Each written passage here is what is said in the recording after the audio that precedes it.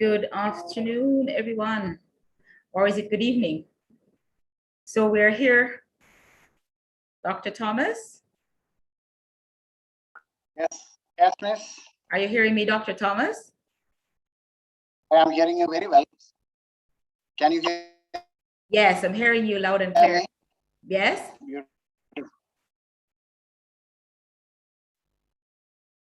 So everyone can hear me. All right, so we're about to start our conversation, our fireside conversation.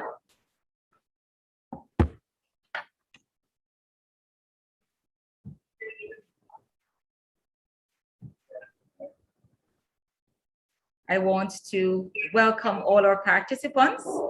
I see we have our guests are in the room, and we are going to pull our cup of coffee out, or a cup of tea, because it's a cold afternoon.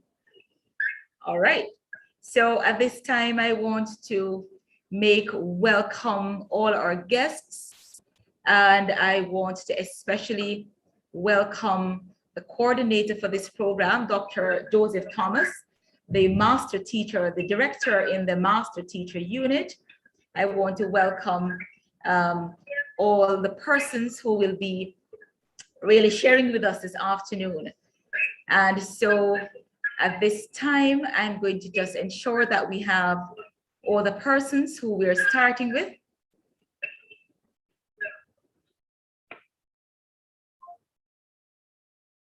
All right, so good afternoon, everyone, and welcome.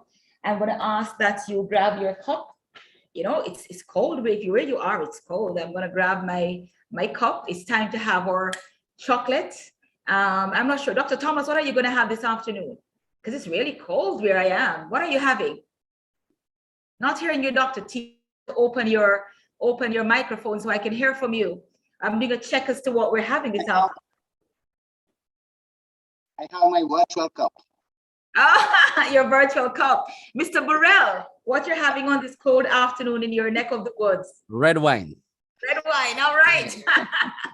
So, Mrs. Maladi, over to you. What are you having in your neck of the woods? It's cold, it's a rainy day. What are you having? Mrs. Maladi, I'm not hearing you. What are you having over there? Your cup of tea? I am going to make a cup of coffee. A cup of coffee. All right. So I just want to say welcome, and whatever you're having this afternoon, let's sit back and have this conversation, because it is one that I know many persons have been waiting for, looking forward to. As we talk about becoming a master teacher, we're going to be hearing from some key stakeholders. And of course, we're going to be hearing from some of our practicing master teachers. I want to welcome all our teachers who are here, those who are on YouTube Live. Welcome, and it's good to have you. We look forward to a robust conversation. We have so many excellent teachers who are in Jamaica, and we want for them to really just take up this offer and show Jamaica what you're made of. I want to encourage you to minimize the conversation in the chat and just pay attention. There's going to be a section, teachers, where you are going to be allowed to raise your hand and to share in the conversation as we go through the program. And so I want to once again welcome everyone to this afternoon's session. It's now evening, almost, no, it's still afternoon. So I want to welcome you and ask that you just sit back, relax, and enjoy what is here as much as you participate in what is to come. So I'm going to now ask that we go to our program as we have it. I'm going to be asking that the persons who are in the waiting room, if we have any of our guests, Miss Evans will be assisting there to ensure that all our guests are in the room and that we are good to go. So good to have you. We're going to be at this time moving right into the greetings. And I'm checking to see if we have our CEO with us, Dr. Winsome Gordon. Dr. Gordon will be doing for us the first part of our meeting, our greetings. But before Dr. Gordon comes on, I just want us at this time to just bow our heads as we give God thanks for his continued goodness to us as the Ministry of Education, the Jamaica Teaching Council.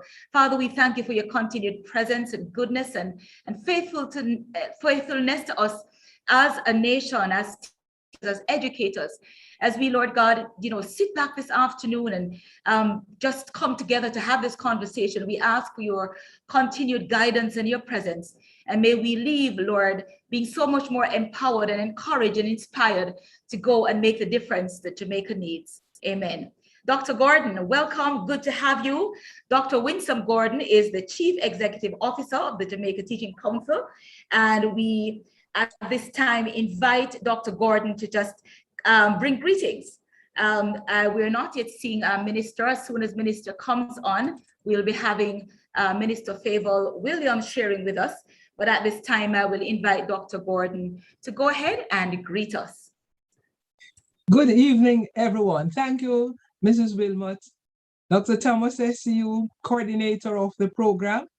Ladies and gentlemen, I see Mrs. Solomon, who is the Senior Director for Professional Development. Is there any other person from JTC here? Mr. Doyle, yes. Good evening, everyone. Welcome to this session. This session is special to me. I love it because it speaks to opportunities for advancement of the teaching profession. I started out like you. I started out in a little primary school, all-age school those days, in Mount Moreland. I don't know if you know where that is, but that is in St. Catherine, up in Sligoville area. And those days we didn't have any bus, so we had to walk 7 miles to school and back home, And so when we start, we want to grow. We want to grow in the profession.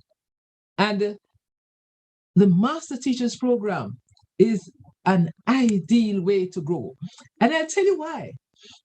We can ask government for more pay, salaries.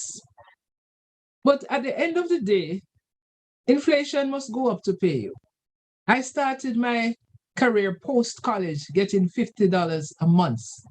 And I guarantee you, I don't think you're getting much more in value for the money you are getting today. But the Master Teachers Program, when you become a Master Teacher, you get your money in real time and space.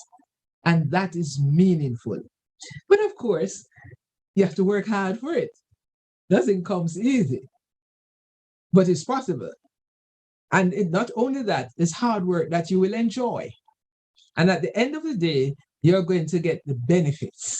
So teachers, I'm very happy you're on the platform. Of course, there's much more to that too, because you become a major contributor to quality in the teaching profession. One works with one's colleagues. One is able to innovate, investigate. You feel yourself to be a different teacher, a really transformative teacher. And don't ever forget that this digital space, the fourth industrial revolution, and I know Mrs. Wilmot will have to confirm, she's younger than I, you see, that we are going into the fifth industrial revolution, already going into the fifth. And the fifth is going to see a lot more of AIs, artificial intelligence. We have been warned as teachers, threatened as teachers, that the artificial intelligence will be able to take over our positions. But of course, that's not true.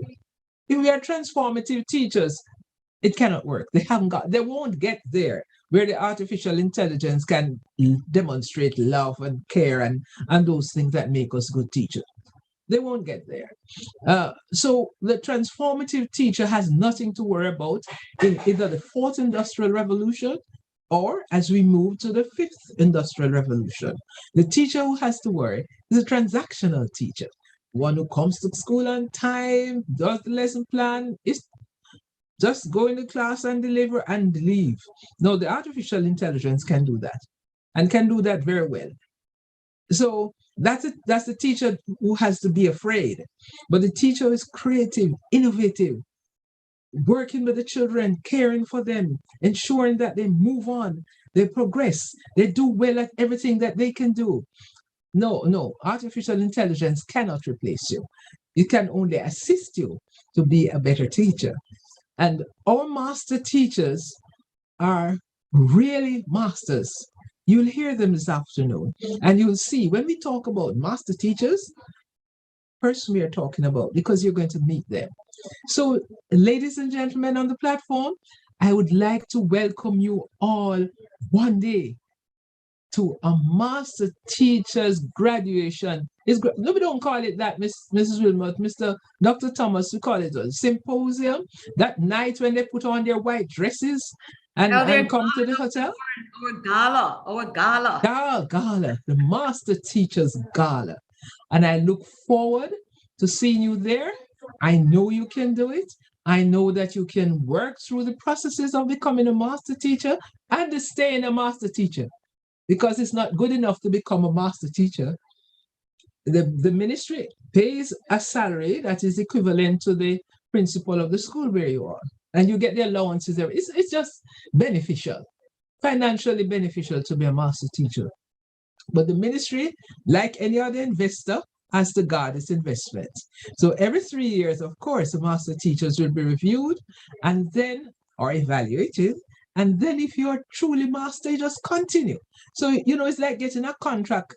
I used to work with the United Nations, and I had a contract that was an interesting contract because it was a life contract.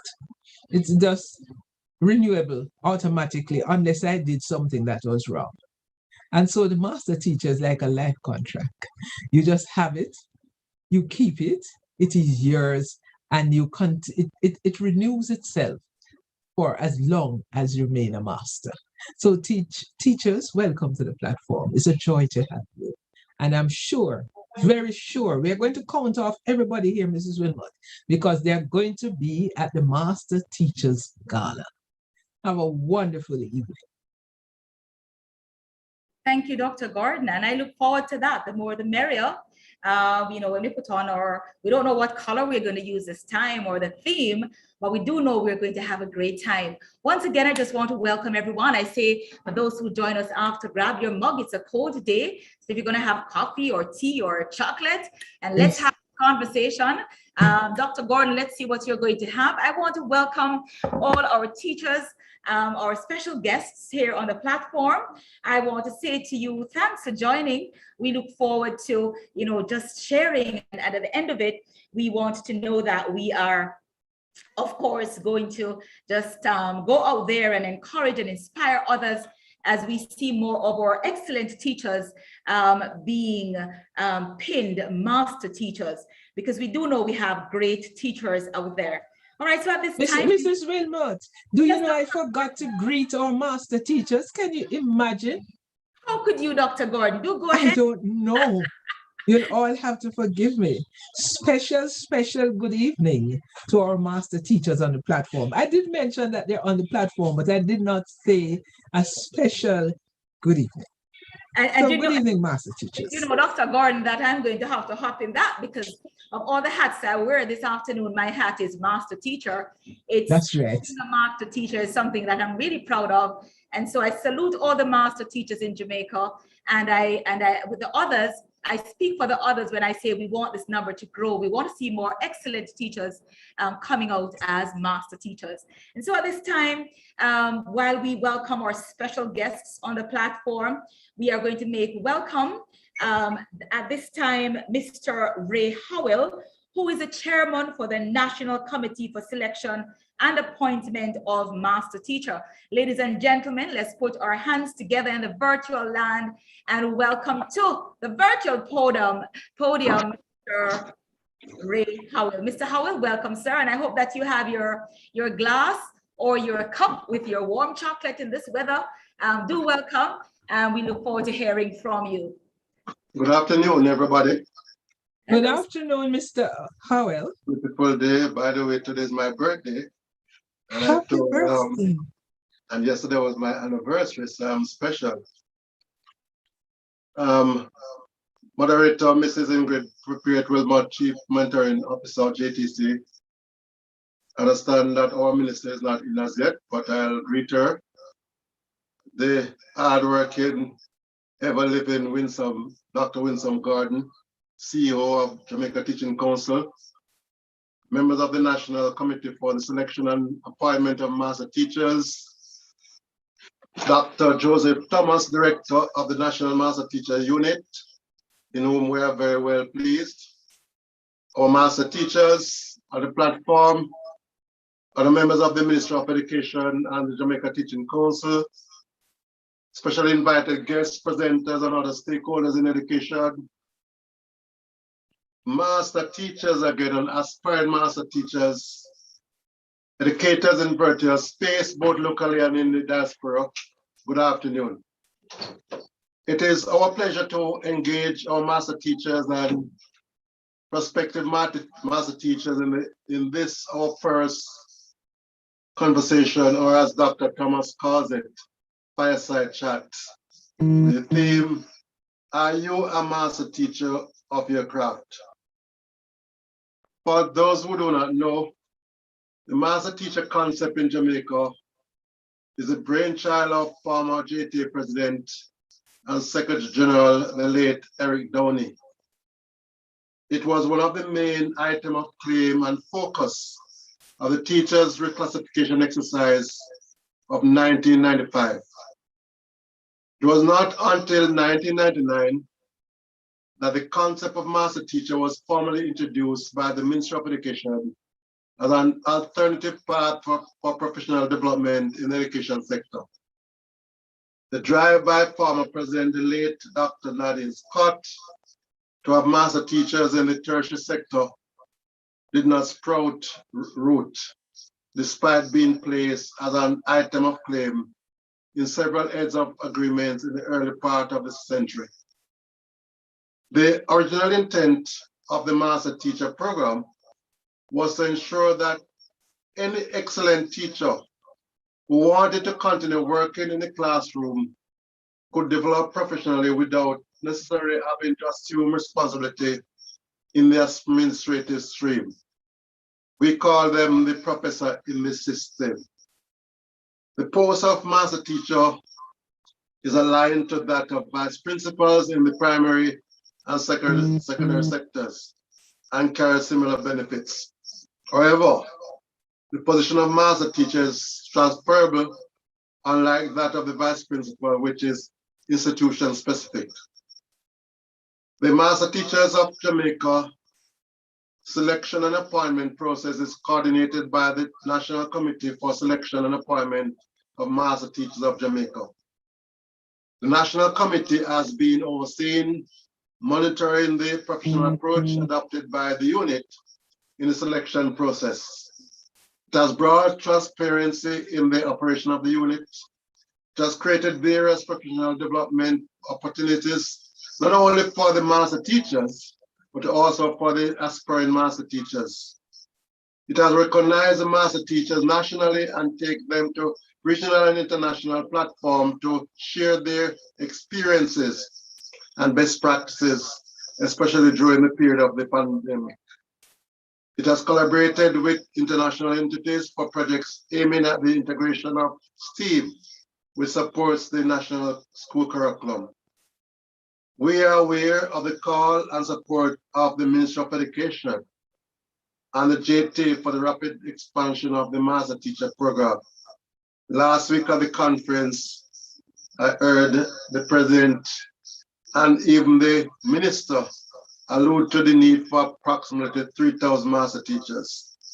Let me say outright that the committee is ready to recommend the appointment of talented teachers to the position of master teachers once they meet the required standards set out in the selection process.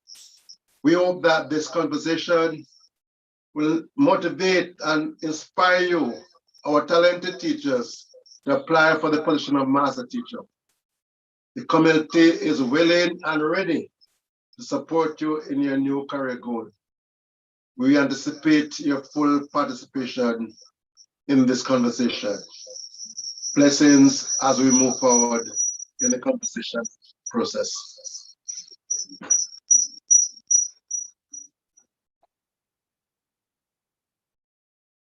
Mr. Howell, and happy birthday and happy belated wedding anniversary. I think that I'm going to have to send over to you a big mug of chocolate. Maybe Not a bowl. problem. Yeah. That's one of my favorite. All I come right. from Tracy. All right. You know, when you're doing that chocolate, when they thing on the top, you got Dr. God will tell you about that. And the Right burn from the yes, with the oil on the top, and you have to be very oil on the top, and when you burn, God help you. All right. Thank you so very much. I am not seeing Mr. Dale Evans just yet. Until Mr. Evans gets here, we're going to move on. So at this time, I'm going to go to Mrs. Yvonne Miller Wisdom, Principal of Rollins Success Primary and a representative for the panel member primary member group. Mrs. Miller Wisdom, welcome. Master teacher herself.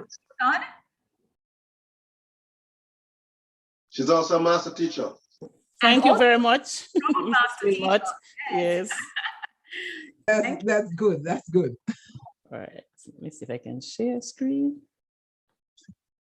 Okay.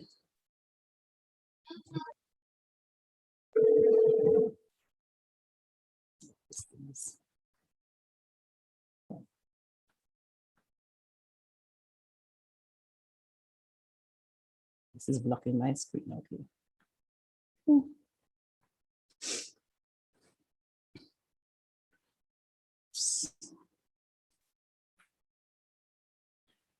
Good evening, everyone. Thank you, Mrs. Peart Wilmot, for that kind introduction. Happy belated anniversary, Mr. Howell. I hereby adhere to the protocols that have already been established in the interest of my 5 minutes that I've been given to make this presentation.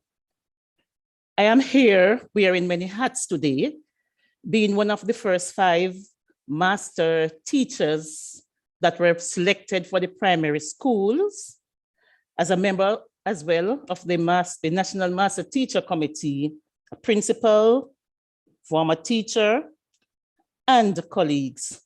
Good afternoon, everyone. It's a pleasure to share in this fire chat this evening. My cup has warm almond milk. Okay, so as one of the members that goes out into the schools, I now make my presentation to be a part of this fire chat.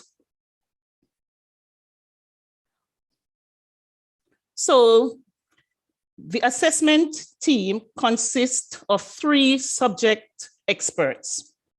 These are persons who have given significant experience in the classroom, and so they are qualified to go into the classroom and observe our teachers.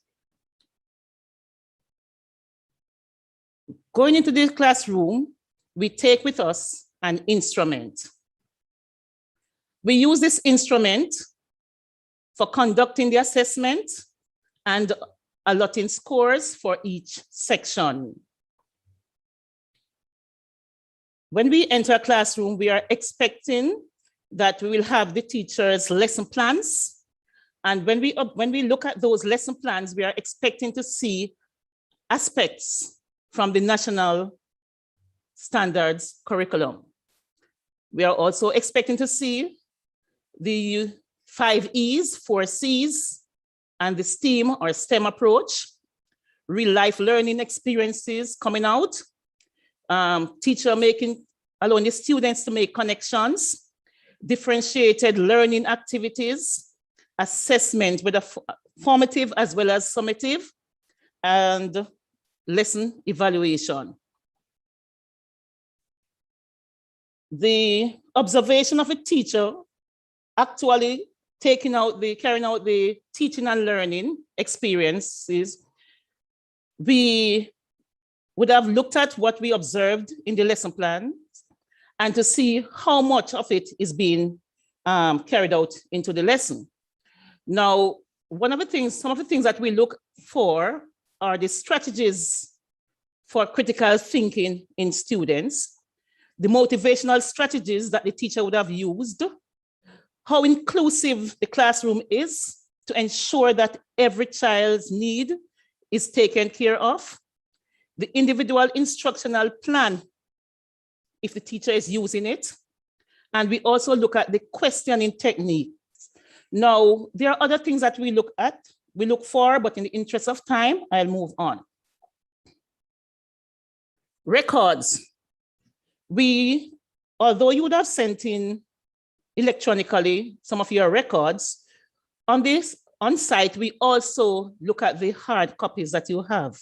So we will look at your class register, the mark book, the action plan. And in looking at your action plan, it depends on what time we get there. We try to see how much you're evaluating that action plan. We look at your assessment plan as well, and we check to see if it is being evaluated, ongoing evaluation. We look at your data and how much you analyze this data.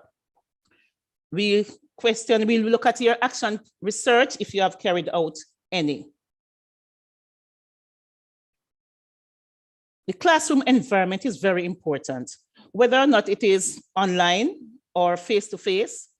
If it is face-to-face, then it's easier for us. We will look around and we can see the learning centers and the learning corners. We look at the seating arrangement, the group work that is being, the students are being engaged in, the accessibility of the resources to the students, the motivational charts, among others that you would have had in your class. If it's going to be a virtual lesson, then we would go into your virtual Google Classroom, and we will be looking to see how much you have set up that classroom so that students would want to go in there. It is really reflecting your face-to-face classroom. And so we are expecting to see how conducive it is. That is, you're going to be making it colorful for the students. You know, when they take up a book, depending on the age group, they like to see colors, lovely colors.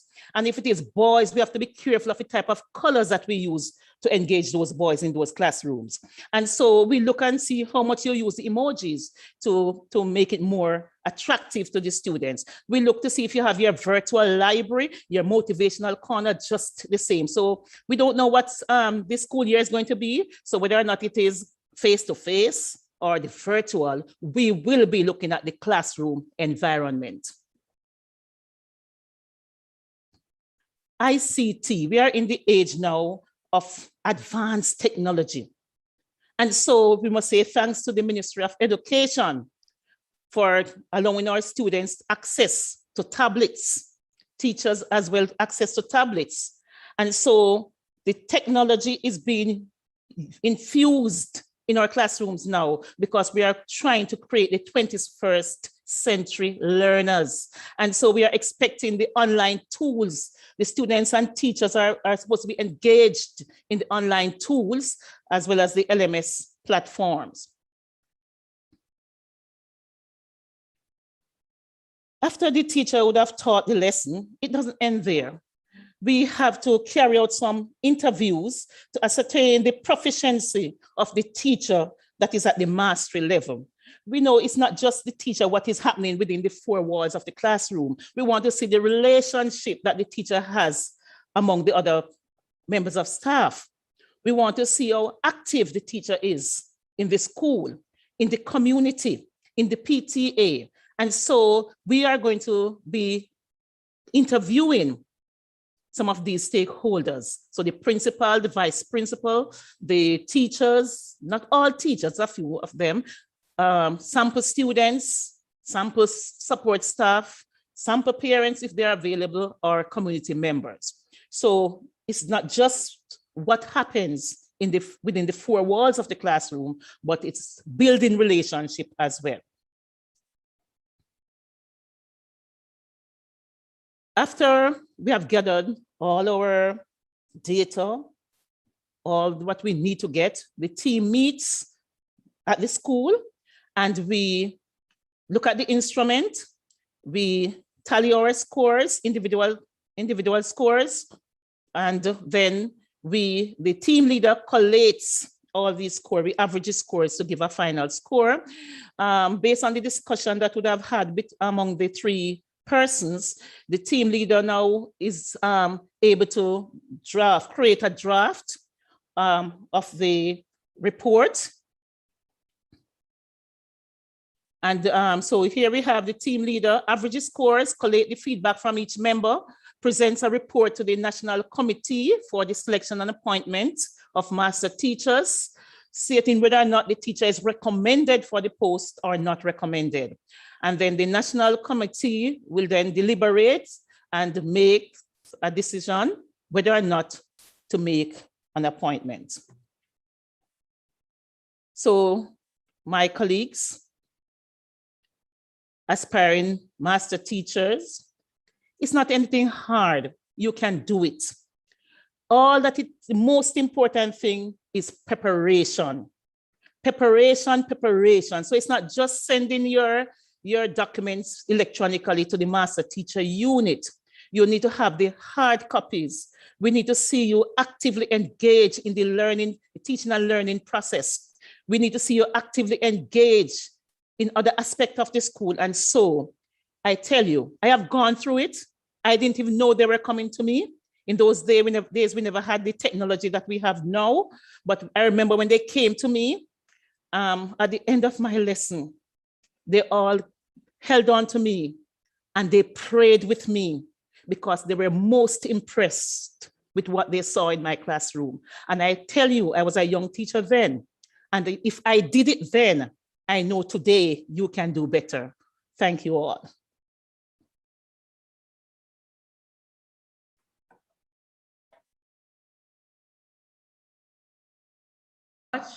Mrs. Wisdom, and those are words of wisdom. And just to say to the aspiring master teachers, these are things that I want you to be conscious of and to look, be prepared for. Ladies and gentlemen, once again, I'm going to invite you to pull your mug out. It's a rainy day with your coffee, your chocolate, your milk, whatever it is that you're having. And at this time, I want us to welcome the Honorable Minister in the Ministry of Education, Youth and Information, Honorable Favor Williams, as she now has taken time out to be with us and to bring her message. Let us put our hands together in virtual land and welcome Honorable Minister Favor Williams. Welcome, Minister Williams. Thank you so much. Good afternoon, everyone. Let me begin by acknowledging, I'm sorry. No, I just saying good afternoon, Minister. Okay, good afternoon. Let me begin by acknowledging Dr. Winsome Gordon, the indomitable Chief Education Officer of the Jamaica Teaching Council, JTC, Mr. Ray Howell, Chairman, National Master Teachers Committee, and his team, all the principals, teachers, ladies and gentlemen, good afternoon again. I'm delighted to be with you this afternoon, albeit in the virtual mode. I always enjoy every opportunity I get to engage with our teachers and our principals. I've been a very strong proponent of the master teacher ever since Dr. Gordon introduced me to the concept. And she can tell you I've been just advocating for it ever since. We know that a master teacher, if you look this up anywhere, online, you will see, there's lots of information there about master teachers. So it's the one who has mastered teaching, one who goes above and beyond to ensure a positive learning experience for each student, and one who shares his or her knowledge with the broader learning community. So I found out that the Ministry of Education, Youth and Information has had master teachers in the system since 1999, over 20 years now. But then I asked, how many are there? And I was totally totally flabbergasted. I was 35, Dr. Gordon. Yes, 30 Minister, No, about that. no. So can you imagine after 20 years having only 35 master teachers that everybody has been saying has been proven to work to get our students to a higher level, and we only have 35. Excuse me.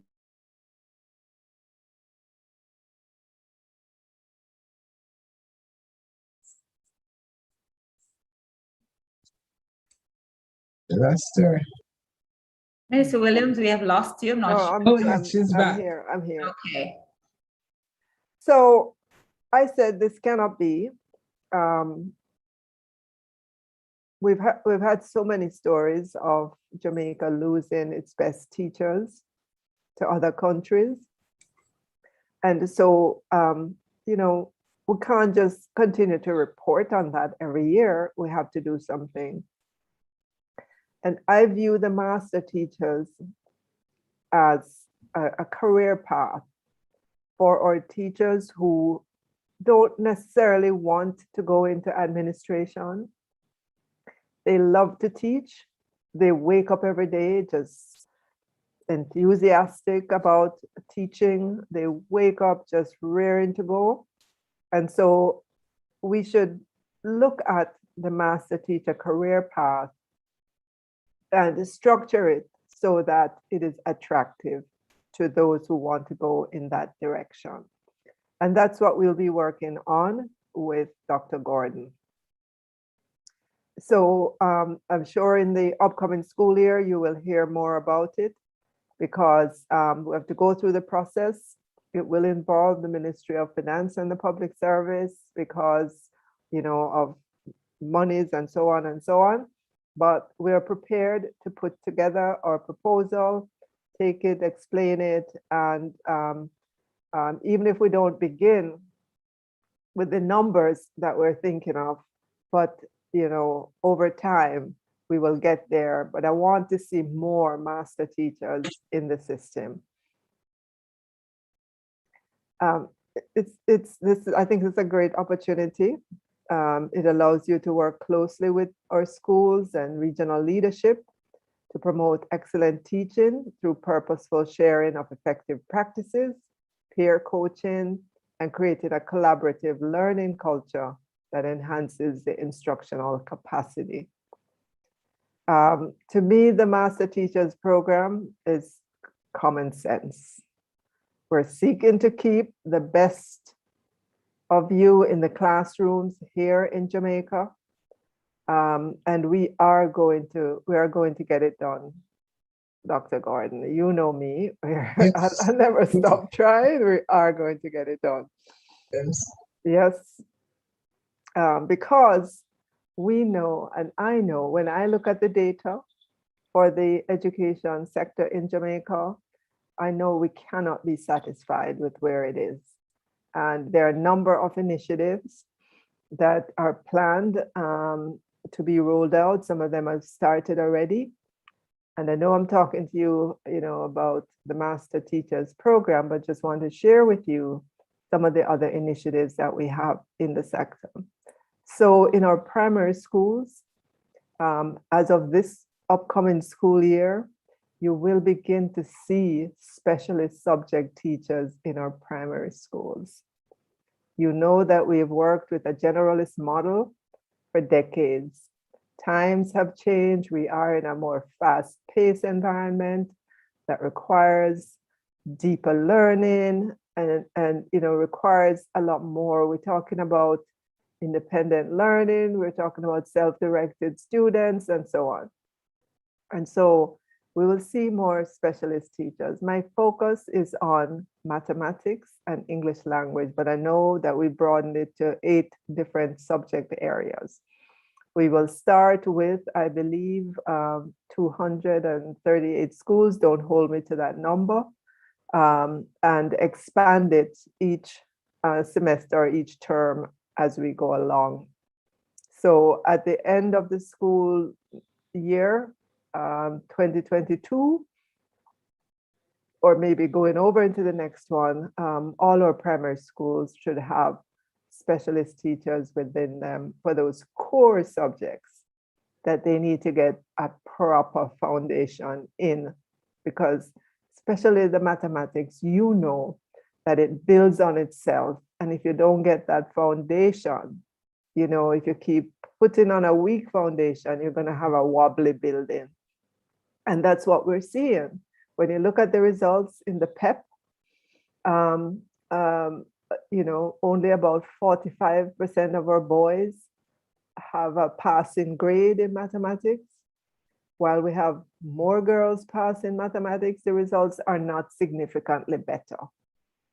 And we have to move those numbers, because we know that you know, Jamaica is not going to prosper much more if we don't raise the educational standards of our students and consistently do so over the foreseeable future. So that's one of the things that you will see, one of the initiatives. It's one of our flagship initiatives that you will see in the primary school.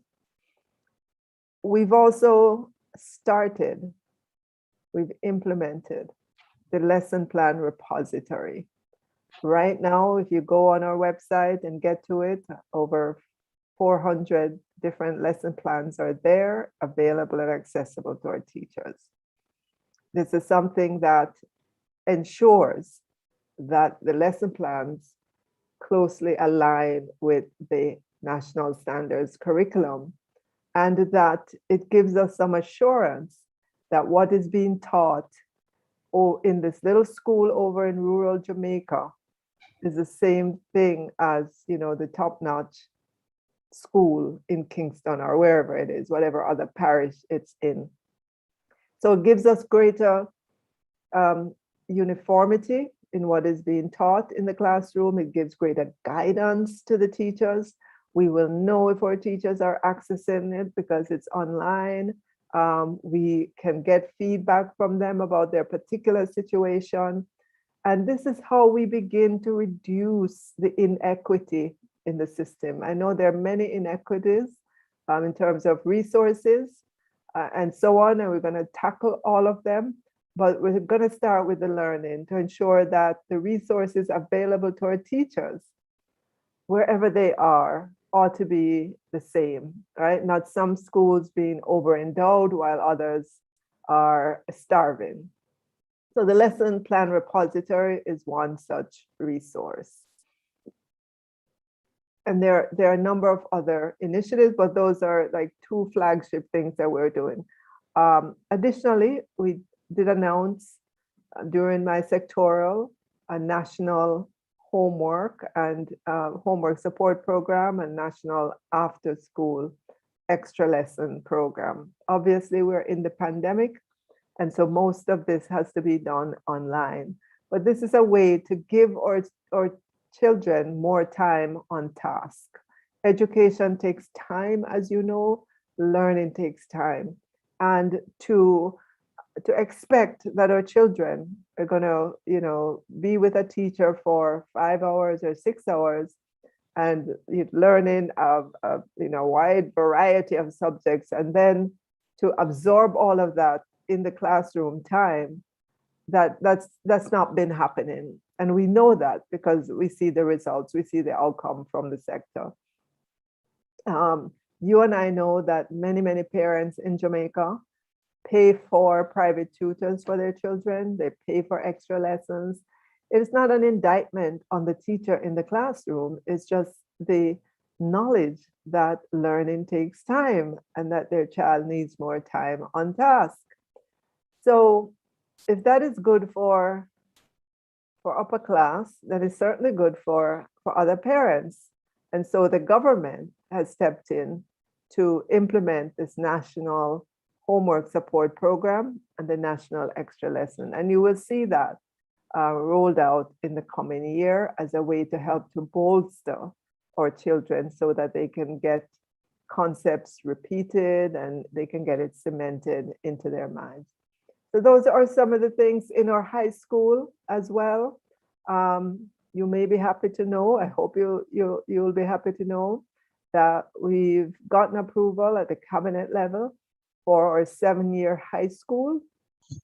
Currently, only a few of our high schools offer sixth form. Or children, if they're not going towards the direction of doing the CAPE, they have to find some other institution, wherever it is, and they find their way to go in there. We know based on the data again that a good 25–30% of our students remain under engaged. They don't go to a community college, they don't go to sixth form, they don't find a hard program or any of that. So we want to provide opportunities for those students and others, not just them, by creating additional programs in our high school at the sixth form level. And we know we have to give them some support. Could be uniform, it could be lunch, it could be whatever, but we're prepared to do that, because if we don't, as you can see, every year we churn out students that, we call them, we brand them, we label them unattached. And then we have to spend billions of dollars trying to rehabilitate, and then it's not been working. So let's keep them in the school setting that they know and trust, and give them 2 additional years. They'll be alongside the traditional program that which is the CAPE program. There will be a technical program, and there'll be a kind of another program, a general program. So the student who wasn't successful at getting any CSEC, or maybe 1 or 2, they have another 2 years in which they can try to catch up. Sometimes children are late bloomers. They mature. There's a big difference between a 16-year-old graduating from high school and an 18-year-old. A big difference in terms of their maturity, in terms of their skill level, in terms of their attractiveness to employers. And so again, that is another flagship program that we will be rolling out in this coming year for our students. So as you can see, that's just a few of the things that we've been thinking about, working on, and we're at the stage where we can implement them as a way of bringing more into the education system and making more available for our students, so that we begin to see better outcomes from the education system. So, Dr. Gordon, I know you didn't bring me here to take up all your time. Oh, that's great. I just wanted to bring our master teachers and others who are on the platform up to speed with what we're doing. Excellent. And to say that we're raising the professionalism as well in the sector. And you're going to hear way more about this. We're doing the work, we're coming. And I can tell you, possibly in a year or 2 time, it's going to be a different education sector than right now. Persons will be looking on to the sector and not realizing how it could have changed so quickly in such a positive way in such a short period of time.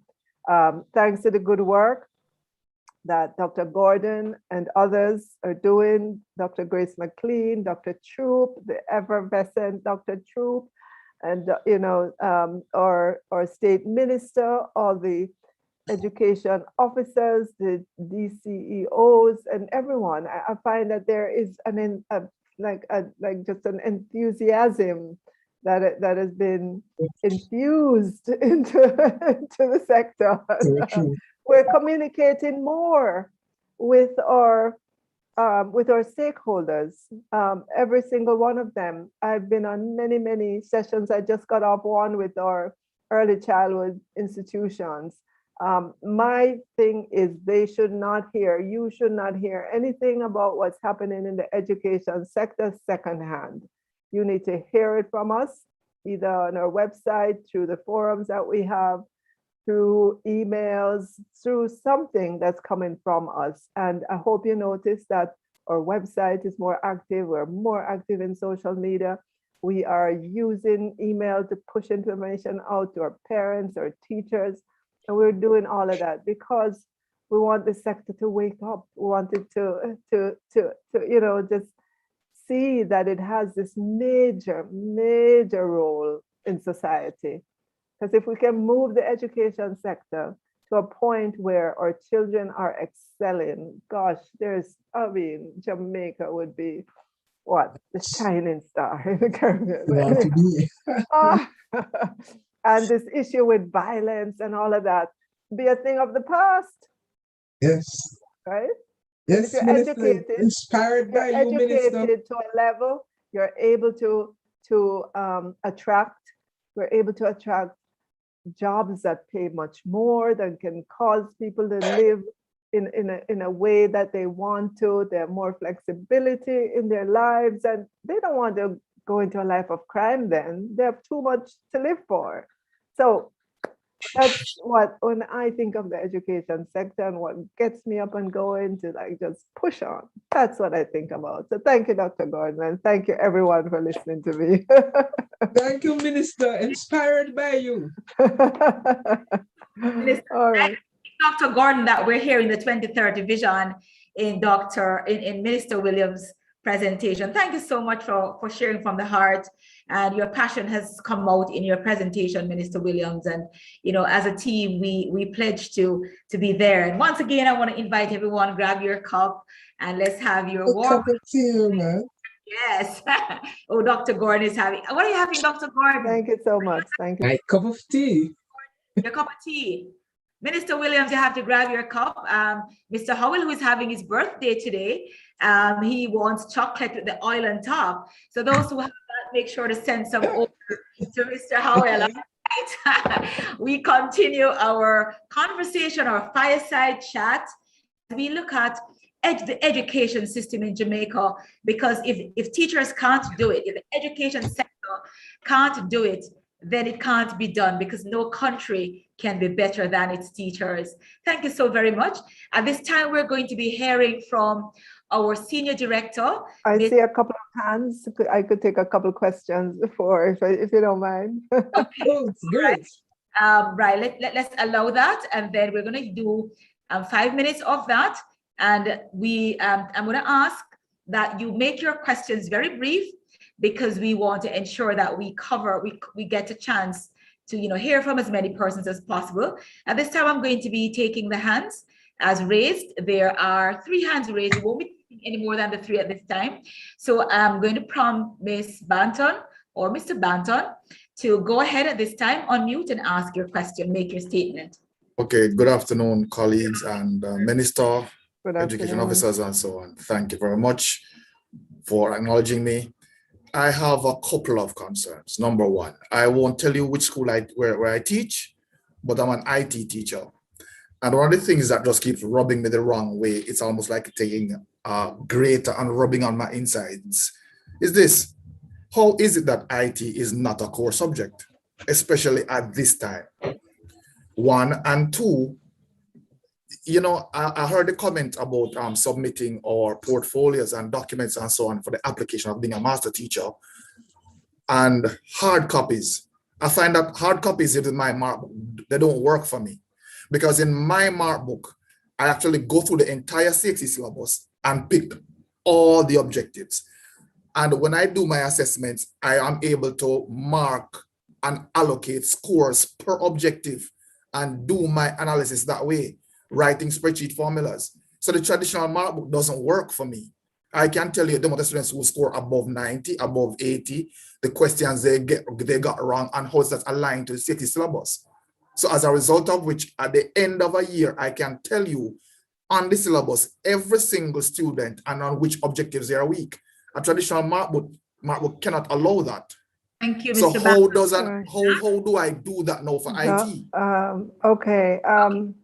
Dr. Gordon, you have to tell me what is this traditional mark book and how we can automate the process.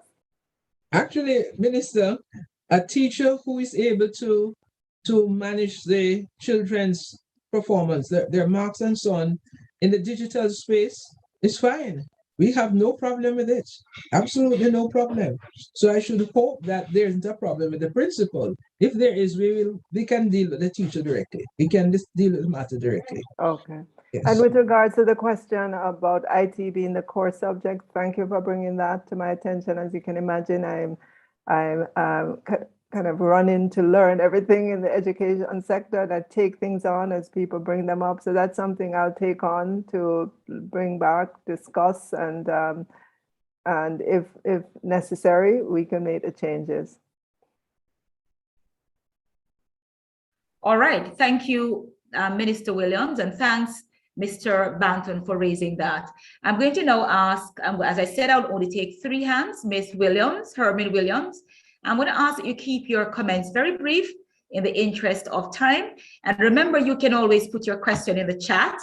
And at the end, we're going to be doing some question and answer. Go ahead, Ms. Wilson, Herman Wilson, you're prompted to unmute. All right, I'm going to go right over to Ms. Melissa Beckford. Mrs. Simpson, you were prompted to unmute. Do go ahead. Good afternoon. Good afternoon. Good afternoon. I am having some coffee here and some of that original chocolate that Mr. Ray Howell made mention of. But my question is to the minister. Is there a policy directive, and this is against the backdrop of your mentioning only 35 master teachers in the system since the time of its introduction? Is there a policy directive of the current administration as to the number or cap of master teachers?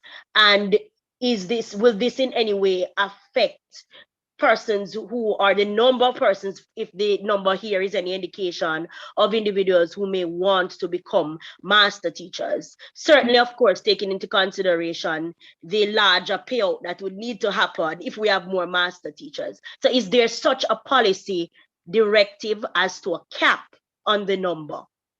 Thank you Okay.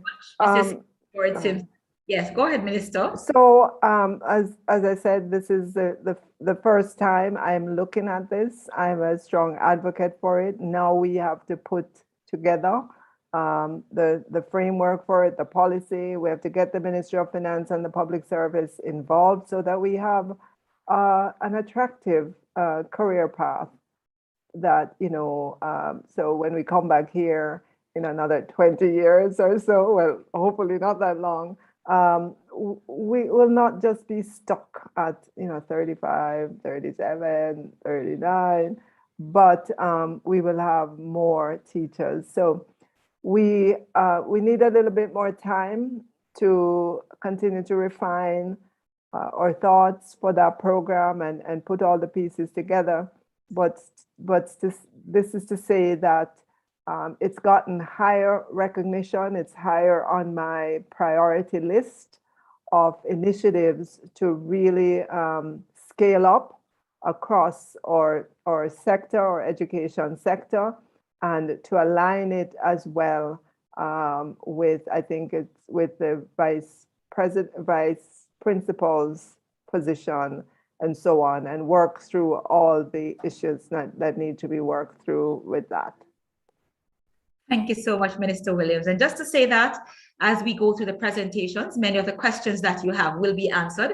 Continue to just grab your cup, have your drink, relax, and listen to the rest of the presentations. And you will have a chance to ask your questions. All right. Thank you so much. Yeah. We appreciate your time with us. All right. Thank you. You're welcome. At this time, ladies and gentlemen, we're going to move to Mrs. Solomon's presentation. Mrs. Solomon is the Senior Director in the Teacher Development Services at the Jamaica Teaching Council. And so welcome, Mrs. Solomon, and we will now hear from her.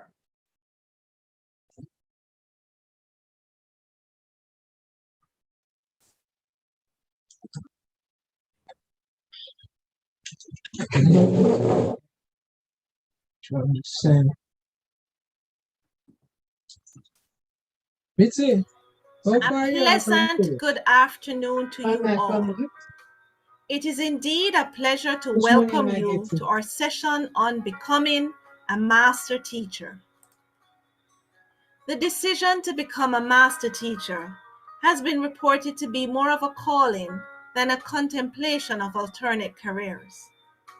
That is why the words most associated with teaching include dedication, caring, passion, commitment, and most of all, love. It is for this reason, love, that an educator is driven to pursue excellence in teaching, to sharpen skills, to hone one's craft, and become a master teacher.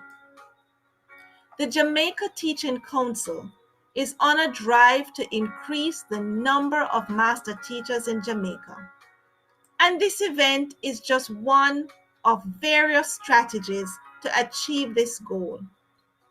Professional development activities and coaching events are planned to support teachers along the way.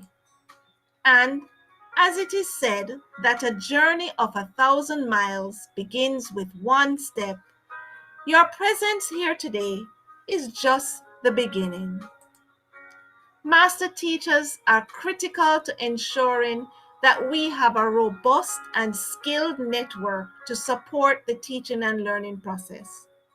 We have felt the work of our Jamaican master teachers as they were instrumental in assisting the system to pivot to online classrooms and most recently, conducting a series of STEM webinars both locally and internationally.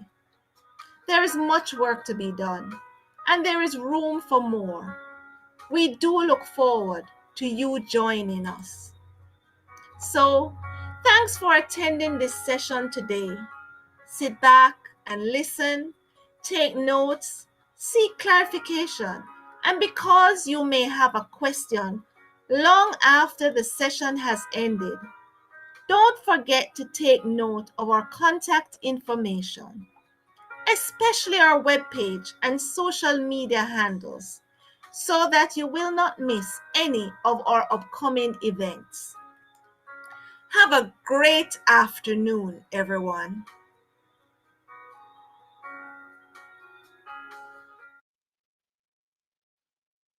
So thanks, Mrs. Solomon. And I want to just reiterate her point that we have seen the work of the master teachers. And just to say that when the number that we talk about here, the 35 referred to, these are active master teachers. There are other master teachers in the system who are not practicing, meaning that they're in other positions such as education officers, etc. But we have 35 practicing master teachers. At this time, I'm going to be inviting to share with us Mr. Dale Evans. Mr. Evans, I want to welcome you, sir. He's a principal at Holland High School, and he's representing the principals, and so he now brings his message. Over to you, Mr. Evans. Good afternoon, Dr. Good Gordon. afternoon. Good afternoon to our moderator. Are you hearing me? Yes, we are hearing you. Good afternoon, colleagues. This afternoon, I really want to share with you as it relates Good to afternoon. of the master teacher program to the institution. And so I will be sharing my screen. Mrs. Wilmot, if you could give me that capability just now. Yes, your co-host, you can go ahead and share. Go ahead, sir. You have co-hosts. You're a co-host. Go ahead. Okay.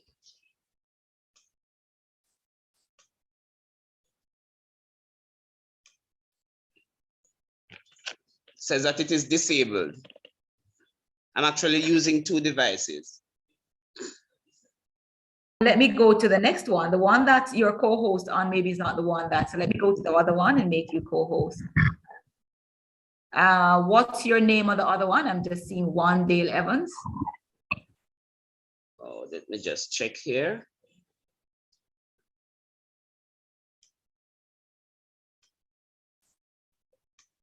All right. Oh,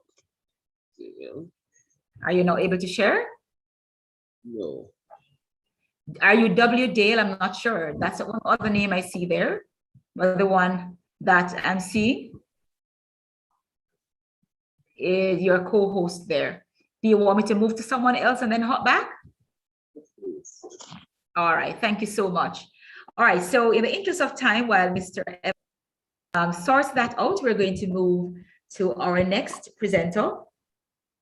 And ladies and gentlemen, we have been learning quite a bit. And again, I want to just say to you that at the end, you will have a chance to share with us. At this time, just put your questions in the chat. There are a number of persons who will be responding to you.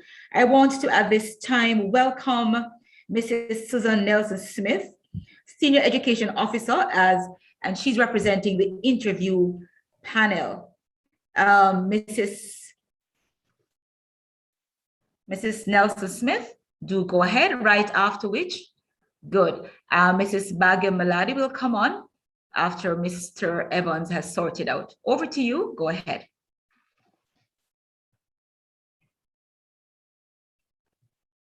Good afternoon, are you hearing me and are you seeing my shared screen? Yes. Yes, okay, wonderful. Good afternoon, everyone. Please allow me to associate myself with the protocols that has already been established. And so I just want to say it's really a pleasure to be here. This very cold afternoon, it's raining where I am, but I really could not miss an opportunity to share with the prospective master teachers who are on the platform this afternoon. Now, as Senior Education Officer, I am from Region 1, but I also serve on the panelists who interview the teachers who apply for the master teacher position. And so my task this afternoon will be to share with you what the interview experience will be like, what are our expectations as panelists, so that you can adequately prepare for this experience. The previous presenter spoke about the assessment that is done when they visit your classroom. And now, in addition to that, you will be asked to come in for an interview. And so this presentation that I'll be doing will be just giving you some insight as to what to expect. And so in terms of the interview evaluation, you'll be required to do a PowerPoint presentation for 30 points. And this PowerPoint presentation will demand of you to basically showcase yourself. Let us know who you are as a teacher. Tell us about your achievements in the classroom, how you would have impacted the lives of the children that you serve, how you would have impacted the community that you serve, the school community that you serve.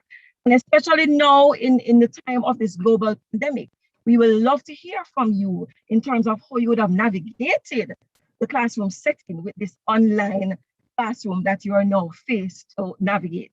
And so this PowerPoint presentation then will give us an opportunity to learn about you, to assess you in terms of how much you are impacting the education sector and how deserving you are to be identified as a master teacher. And so that's 30 points. Professional development is another thing that you're assessed on. We want to hear how you have progressed in the profession, what has been your journey, because we don't expect that the teacher you were last academic year, is the same teacher that you will be for this new year. We expect that you would have made some changes, you would have advanced your academic status. And so we want to know about your professional development. We want to know also how you would have built the capacity of others, of your peers, of your teachers. And so professional development is an integral part of the interview evaluation. Knowledge of your area of specialization, that is critical too. As a master teacher, you'll be expected to conduct workshops, professional development seminars, particularly in your area of specialization. And so we want to know that you have a competent knowledge of your area of specialization. As the master teacher, you are to be emulated. You are the model teacher. And so we expect then that the best practices that would be present in your classroom setting, these are practices that you're going to share with teachers in your own school community, but also you will share it with teachers in your QEC. The QEC, as you know, the Quality Education Circle, is a learning community. And as a master teacher, we are expecting then that these things will be shared. And so the knowledge that you have of the area of specialization is very critical.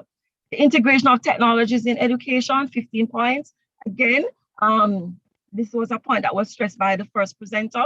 We want to hear from you in the interview what you would have done to infuse technology in the classroom, particularly on the online platform, the virtual platform.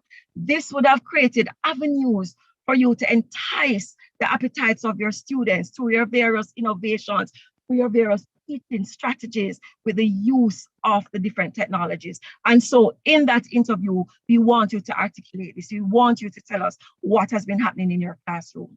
The contribution to the students' academic achievement. Of course, this is critical too, because we know that ultimately at the end of the day, you want the students to pass their exams. We want to know how you would have allowed a student to move from point A to point B. So yes, we want to hear about your passes, whether it is at the PEP level or whether it is at the CSEC level, at whatever level. But we also want to know what it is that you would have done to a student or your students, a group of students, to allow them to move from point A to point B. Contribution to school and community. And this is very critical, because we expect that as a master teacher, you are more than the average teacher. As a master teacher, you're not the teacher who, as the bell rings, you go home. You are the teacher who contributes to the growth of your school. You contribute to building the ethos, building the spirit of your school. Importantly too, we want to see how you operate in your community. We know that teachers are highly respected in their communities. And so we want to know, if you are a teacher who is well known in your community, what have you done since the pandemic to ensure that the students in your community are engaged when you recognize that there's a need, there's a learning gap among the students within your community? What volunteer service have you embarked on? So in addition to just your contribution to your school community, we want to know about the community that you live as well. And importantly too, your communication skills. We have to be able to understand what you're saying to us. You have to articulate well, and importantly too, in terms of just your general attire, your demeanor. I think, I know Dr. Thomas had said to me earlier that the interview may be done online, but nonetheless, attire is just as important. And so communication skills and your attire, your general demeanor, your posture, etc. These are important things that we're looking at. All of these scores will add up to 100 points. And I know there are a lot of prospective master teachers out there who will be able to maximize on all these points. And so this is why we want to give you an opportunity to know exactly what the interview session is all about. And so some of the possible questions that you may be asked. Tell us about yourself and why would you like to become a master teacher? Of course, you telling us that you want to become a master teacher means that you would also have to tell us about the master teacher program. There's no way that you can want to be a part of a program that you know nothing about. When we come into your classroom for assessment, what type of teaching will we see? And so you need to be able to articulate this. How conducive is your classroom environment, whether virtual or face-to-face? How conducive is it for teaching and learning? Are you stimulating the intellectual minds of your students? Are you creating avenues for them to think critically and to have a higher order thinking? So these are the things that we expect you to articulate to us. And so this would be a possible question that will be asked. Tell us about how you would facilitate working collaboratively with your colleagues. What would you do to work with others to promote teaching and learning for your students? So as a prospective master teacher, you have to be a team player. You have to be someone who can work well with others. You have to be someone who can lead the pack, but also inspire teachers to be better at their craft, inspire teachers to be better versions of themselves each day. And so you have to be able to work well with others. You have to have strong interpersonal skills. And so this is something that we expect come out in what you say to us in the interview. And of course, how do you use technology in your classroom with your students? This is something that I would have touched on already. So essentially, we're looking at your professional dress, your appearance, we're looking at your communication, whether it is virtual or whether it is face-to-face. Speak clearly, you have to use appropriate use of the language in terms of subject-verb agreement, etc. And generally, you have to portray a sense of professionalism. Your body language too is important. Consistent eye contact that you need to have when you're speaking to the panelists. And of course, your posture. Remember, as I said before, a master teacher is a role model. A master teacher is someone that young teachers who have just started in the profession would emulate and would want to be such a teacher, would want to have such an impact on the lives of their students. Their curriculum knowledge, as I pointed out, so these are just some of the criteria that we'd expect you to meet coming in for the interview. Your career plan. What are your plans in terms of for your professional journey? What is your educational philosophy? And how do you envision impacting the education sector, not just in your own school, but nationally, globally? What is your vision for education, and how do you see yourself playing a role in this? Of course, you'll be expected to submit your portfolio, and the panelists will have a look at your portfolio, and we will be asking you questions on your portfolio. And so this then is another critical part of the actual interview experience. Dr. Thomas warned me that I should not go beyond 5 minutes. I know I have extended my 5 minutes, but I hope that this has been very useful to you. I look forward to seeing so many of you. I was very happy when I see so many teachers on the platform, so many persons present this afternoon. I really look forward to the interest that you have shared, and I want to see this interest materialize in persons actually, applying for the Master Teacher Program. And I hope to see some of you one day when we have these interview sessions. Thank you very much, and please enjoy the rest of this fire chat. It has been wonderful thus far.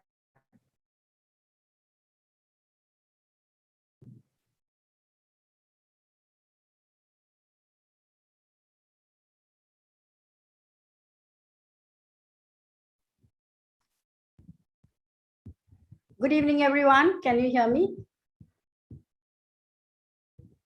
Yes? Okay. Let me share my screen. Good evening, everyone, and all the educators. I'm so honored to be here this evening to share with you some of my experiences as an assessor, and I would just dive into the presentation in the interest of the time. I don't know, on the other device it says I cannot start my video. Okay, so let me try on this one and see if I can share my screen. Yes, I can share my screen. I hope.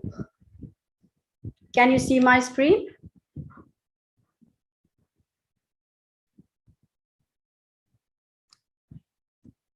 Can you hear me? I'm not hearing anyone. Can you hear me, please? Yes, we can. Okay, and you can see my screen, right? I can hear you. Okay, thank you, Dr. Gordon and Miss Miller Wisdom. Okay, let me start right here.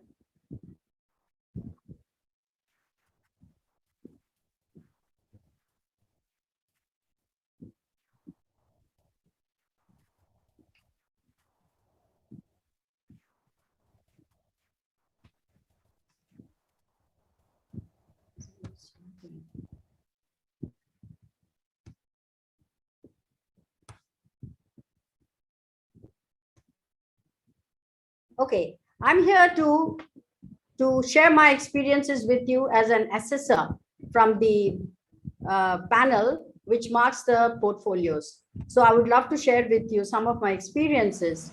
And here I go. Good evening, educators. I am Bhagya Maladi, Master Teacher and the LASCO Ministry of Education, Youth and Information, Teacher of the Year 2019-2020. I had the opportunity to participate in the portfolio assessment exercise in the previous years. I'm here this evening to share with you the criteria used by the assessors when evaluating a portfolio against the stipulated benchmarks and when analyzing the mastery of the art and craft of teaching through a comprehensive assessment process.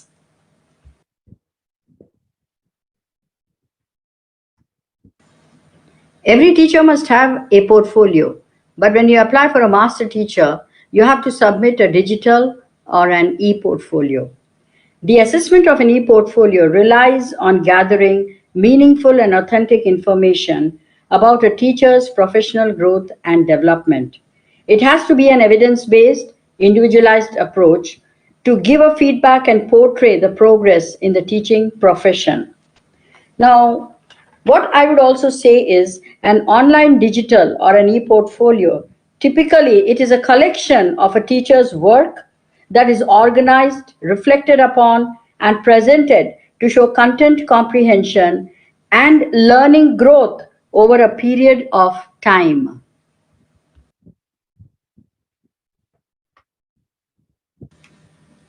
The six guiding principles in the appraisal instrument, they lay the foundation or the framework which should help you to design and build your e-portfolio.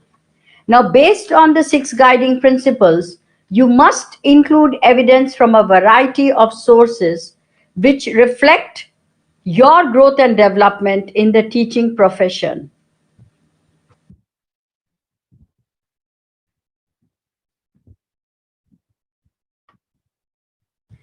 Educators, the e-portfolio is not a photo album, but is a living collection of documents and materials which should be updated with new items added as you progress through your academic teaching career. Now, keep focus on the six guiding principles in the appraisal instrument and collect the key materials which represent your teaching practices as related to student learning.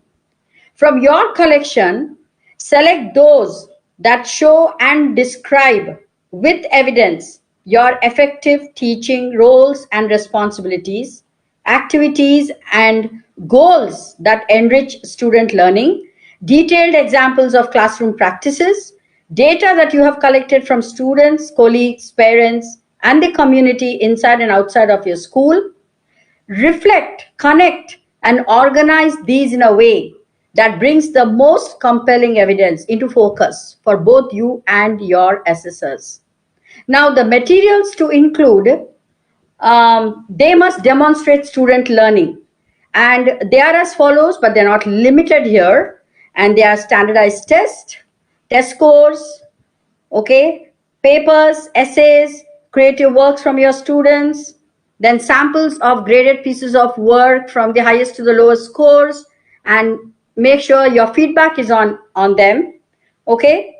And as you can see on the screen, you will realize that we have classes with students with different learning styles, which means we have to cater to diverse learning needs.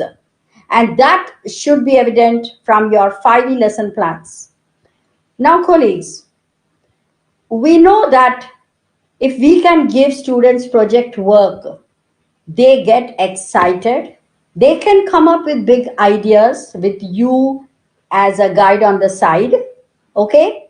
But through these projects, what's actually happening is you can show evidence how you are building your relationship with them and how these projects are helping them to enhance their 21st century skills.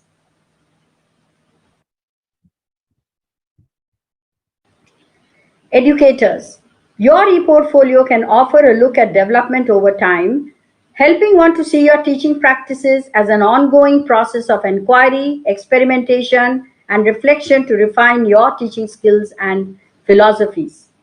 The evidence to support are your participation in seminars, professional meetings on teaching, designing new courses, collaborative teaching projects, use of new methods of teaching, assessing, learning, and grading, especially now during the pandemic, preparation of textbooks, lab manuals, and curriculum development, description of improvement projects developed, which can include an action research and a case study, which are the key elements to be included in your e-portfolio.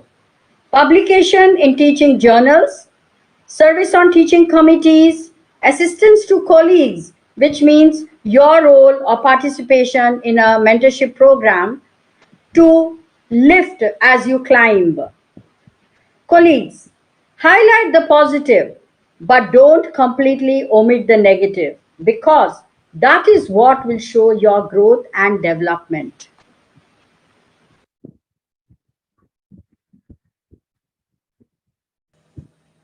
The e-portfolio development is a journey.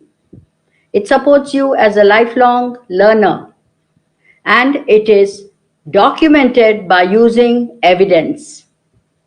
Now, please don't forget the mantra, which is collect, select, reflect, connect to make it a perfect e-portfolio. Here's a quote from an unknown author. Teachers who inspire realize there will always be rocks in the road ahead of us. They will be stumbling blocks or stepping stones. It all depends on how we use them.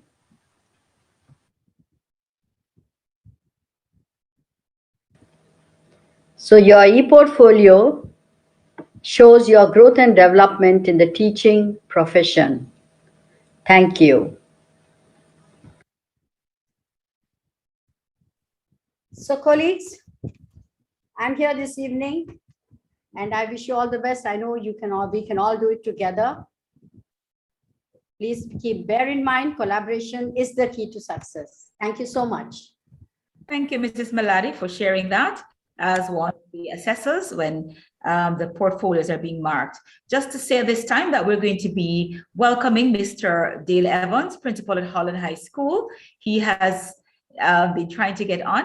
Mr. Evans, do go ahead at this time, sir, and share with us.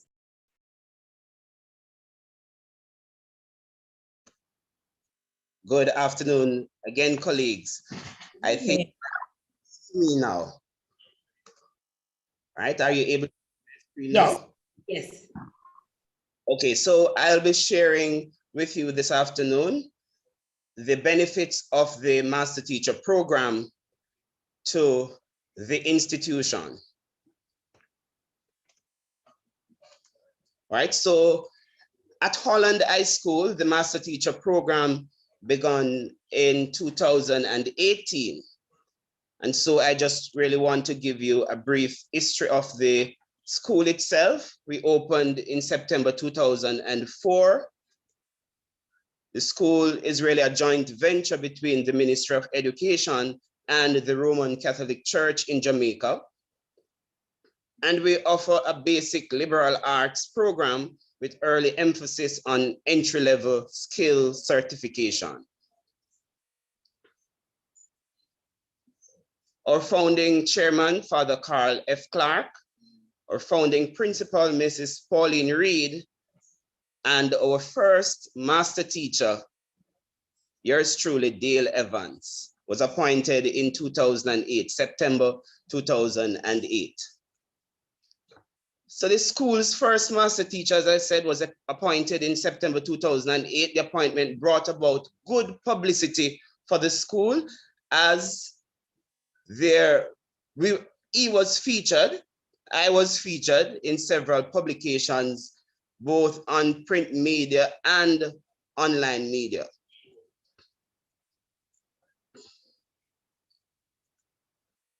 Additional master teachers were appointed in 2016. We have Miss Roxanne Blagrove, master teacher of history.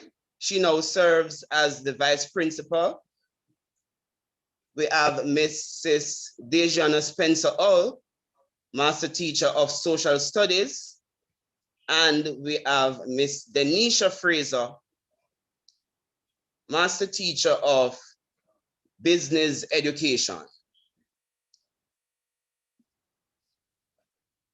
Benefits of the program to the institution. The appointment of faculty members to the post of master teacher result in increased recognition for the institution at the regional and the national levels. Increased opportunities for capacity building of other faculty members. Heightened confidence of other faculty members as they interact with master teachers who now perform mentorship roles. Establishment of community of practice where master teacher leads in research and development, implementation of new teaching and learning strategies, and the marketing and promotion of these strategies to other faculty members for them to adopt and own.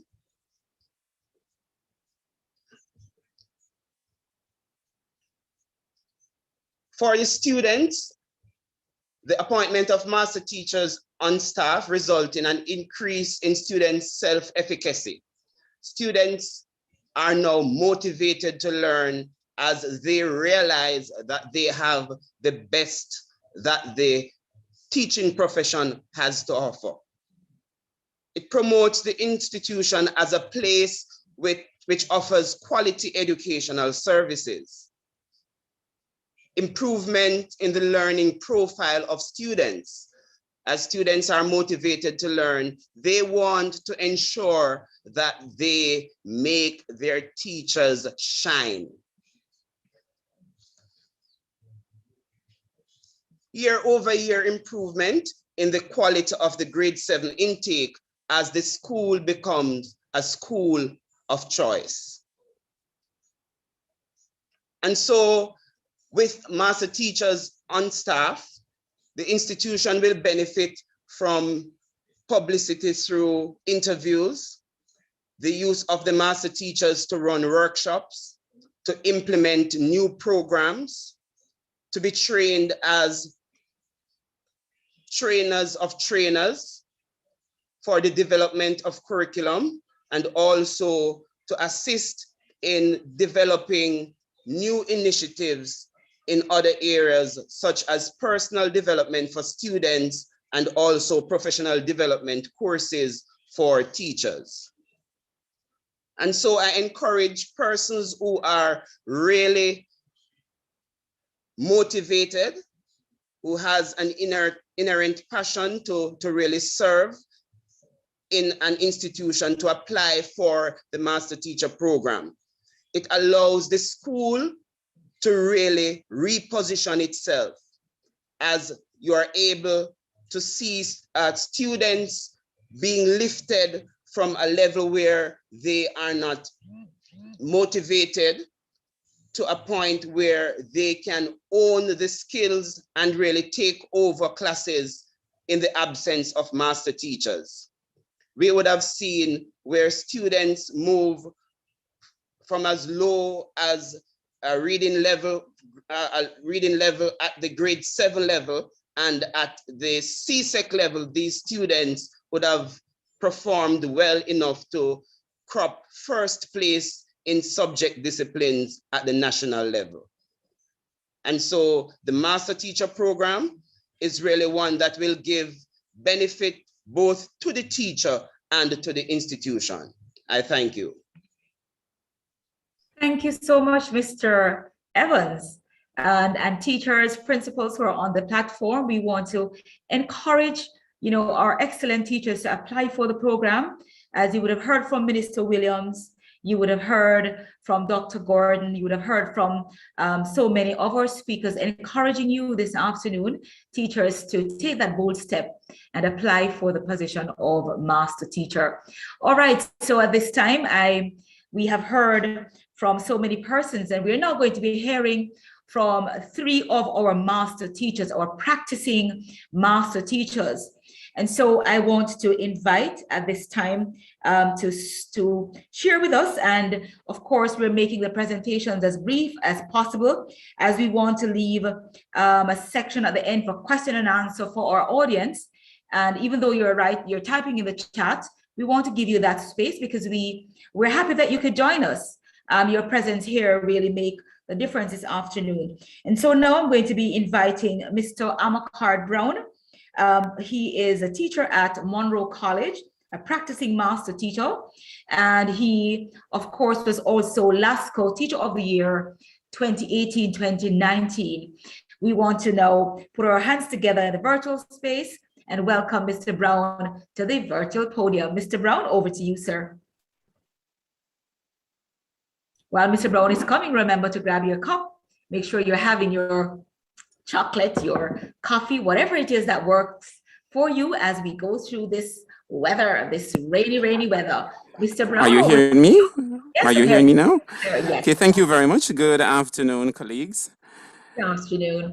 Yes, well, as a practicing master teacher since the past 2 years, my experience, though short, has been awesome. I have benefited immensely from continuous professional development opportunities and exposure, both locally and internationally. It was through the Master Teacher Unit that I was introduced to the OAS, that's the Organization of American States, Inter-American Teacher Education Network. There I benefited from the Teacher Leadership Grant, and this initiative allowed me to write a personal project proposal on an issue in STEM teaching and learning here in Jamaica. And this was particularly in my school setting. Also to obtain finances from the OAS to support my own project proposal to be implemented. And I must say that next week I will be rolling out this teacher leadership project. I also benefited from this project or initiative through proposal writing to meet international standard, especially the whole budgeting component. The Master Teacher Unit have also afforded me the opportunity to work with international project groups on teacher development and postmodern pedagogy. And I have been working with my fellow master teachers, Mrs. Maladi and others, on the international project. Tomorrow we are going to be wrapping up with a project with Swaliga and Mexico. And, you know, that whole experience, you know, have been really, really awesome. I have also garnered a wealth of experience and exposure on the international scene in a very short period of time. And I must, you know, attribute that to the Master Teacher Unit. Now, as it relates to my local engagement and exposure, I have been working with my fellow master teachers in teacher mentorship programs with special emphasis on STEM education and postmodern strategies to support classroom practices. I have been working closely with the JTC in teacher training, and you would have seen us, especially in last year when we were trying to get as many teachers as possible to be familiar with online tools so that they could navigate that space, you know, comfortably. Being a master teacher, I've also benefited from the experience marking the professional teacher portfolio. So, you know, firsthand insight on that so that I could be able to advise colleagues. And just to say, colleagues, that as a master teacher, you know, participating in that project, we are also incentivized financially. So that's also another plus for us. And from time to time, I have been asked to do workshops with schools across the island in different areas of professional growth to support the classroom. In terms of my school, I have been promoting a culture of teaching excellence through several initiatives, including project-based learning. I would have established that National Science Extravaganza for First Form students, student-led webinars and workshops. And as a teacher, I also tried to put forward programs that my colleagues can also benefit from. So I have that whole program called What Makes a Good Teacher Great, Graphing Your Greatness, and also initiative to support STEM teacher education and the professional teacher portfolio at my school. So all in all, the title of a master teacher is an awesome one, but it comes with great responsibilities and commitment to teacher excellence. So though you hear so many good things about being a master teacher, you really have to be prepared to be a master throughout. And just as I close, I just want to say thank you to, you know, our stalwart supervisor, Dr. Joseph Thomas. I must say he has been that main fuel behind the master teachers, always searching for opportunities, especially international opportunities, for us to be highlighted, not only in Jamaica, but to make connections all over the globe. So I just want to say it's an awesome responsibility. It's an awesome experience. 2 years in the Master Teacher Program. Blessings. Thank you, Mr. Brown. And also to say that it was It's always a pleasure to work with you, such a excellent teacher with a heart and a passion for education. At this time, I want to make welcome our next master teacher, Mr. Franklin Burrell. Mr. Burrell is a teacher at St. Andrew High School for Girls. And you will realize that all these persons that we're now calling, they're science teachers. So Mr. Brown is a science teacher, Mr. Burrell. You just heard from Mrs. Maladi. And then we have another speaker at the primary level. So over to you, Mr. Burrell. Welcome, sir. Thank you. Good afternoon, distinguished guests. All protocols observed. I am just happy to be here to share with you. And as I always express to Mrs. Maladi, it is a pleasure to work with her and the other master teachers led by Dr. Joseph Thomas. So I'm going to share something with you. I could say ditto for everything that Mr. Brown said. The only difference is I started in January 2020. So I am almost a year, but we have done so much. It really takes a lot of hard work, organization, and determination. All right, I hope you watch this video and enjoy.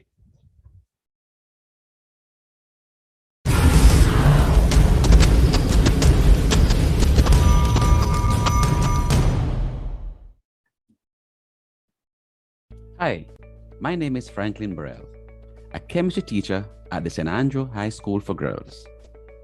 I was extended the opportunity of being a master teacher in January 2020, a few months before the pandemic hit. And I can tell you, it has changed my life. It is very important to recognize the work that teachers do, and not only recognize the experience, but also the quality of the work. Becoming a master teacher has changed my world. You get the opportunity to impact not only your school, but teachers from other schools right across Jamaica. The experience thus far has been very rewarding. What has been most rewarding is the opportunities to serve other teachers in their capacity building process. Being a master teacher provided me the opportunities to collaborate with educators not only here in Jamaica, but also with educators in the region and internationally. Through the Inter-American Teacher Education Network, ITEN, which is an initiative of the Organization of American States, OAS. I must say that once you become a master teacher, you will be fully supported by the excellent team at the Master Teacher Unit, led by Dr. Joseph Thomas. You will experience great customer service throughout your tenure as a master teacher. Being a master teacher comes with a lot of responsibilities, and it requires hard work. But we know that our teachers here in Jamaica are no strangers to hard work. So now I am extending an invitation to all teachers. If you know that you are producing excellent work, join us as master teachers so that you can broaden your reach in sharing with others and helping them to grow both on an individual level as well as professionally. Thank you.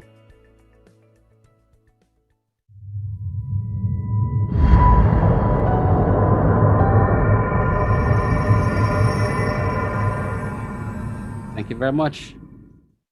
Thank you, Mr. Burrell. All right, so we've heard from 3 of our master teachers so far. We've heard from Mrs. Maladi, Mr. Brown, Mr. Burrell. We're now going over to our primary. So all those teachers you heard from just now are from the secondary level, science teachers. We're now going over to Mrs. Sharon Grant at the primary level. Mrs. Grant, over to you.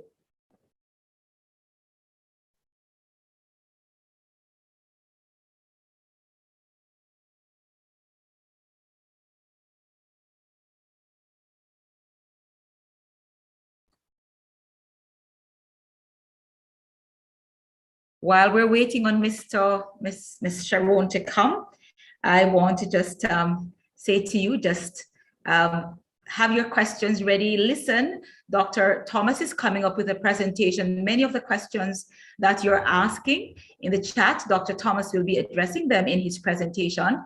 And of course, we'll give you an opportunity to also ask any question that might not have been addressed. So go ahead, over to you now. Our final, Mrs. Grant, presentation from our master teacher for the afternoon. Do go ahead, Ms. Grant.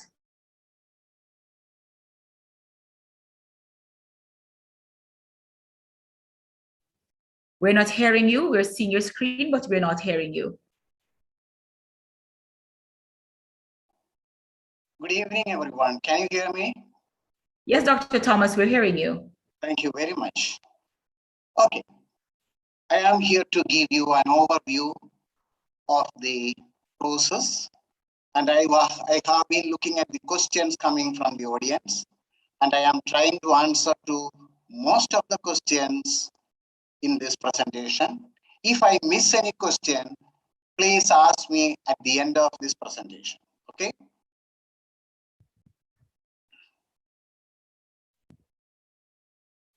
We have excellent math teachers in our classroom.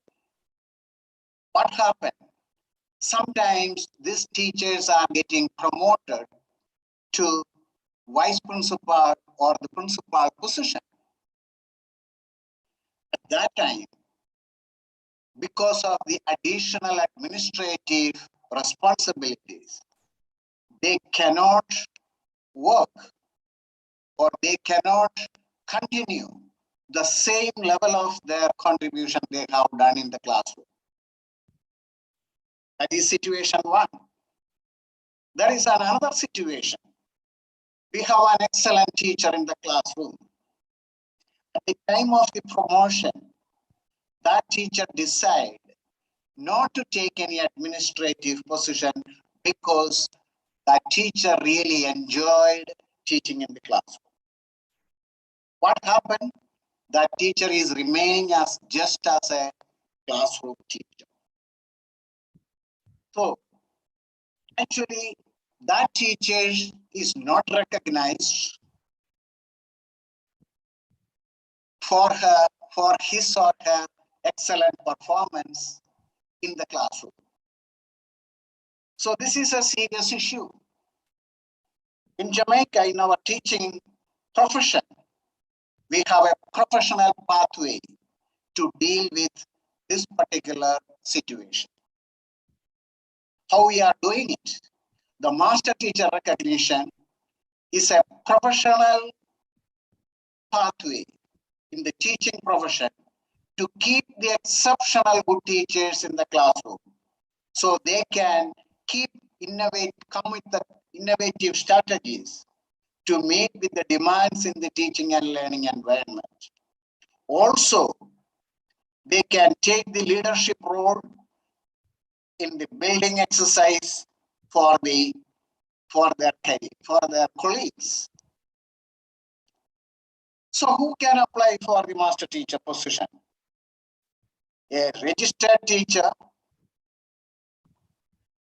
with a minimum bachelor's degree with a minimum of 5 years of teaching experience in early childhood or secondary level. When can they apply? They can submit the application on or before Wednesday, September 15, 2021. How to apply? It is an online submission through Jamaica Teaching Council website, that is jtc.gov.jm.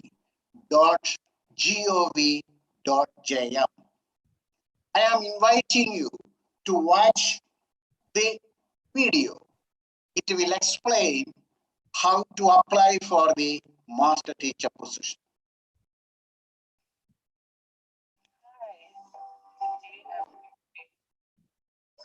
Master teacher application process.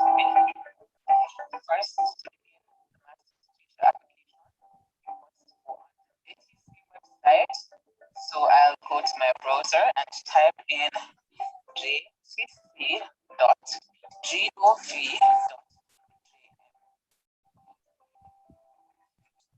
This will take me to the Jamaica Teaching Council homepage.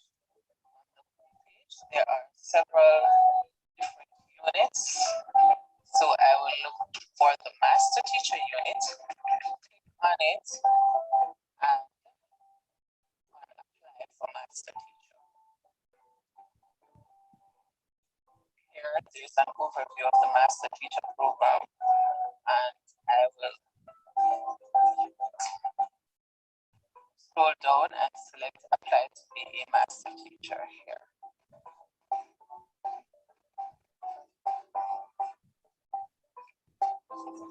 When you get to this page, it will give you all the information that you need to complete the application successfully. The deadline for submission of your master teacher applications is also on this page.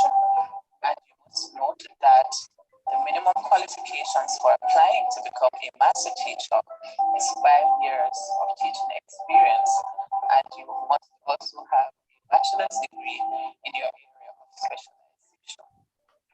It is important to note also that in order to apply, you must be a registered teacher. So you are going to fill out the online application form, and you'll be attaching a copy of the last teacher appraisal, which must be signed by the principal, as well as your curriculum vitae. On this page, you'll see a list of resources that you can download to get additional information on the master teacher program.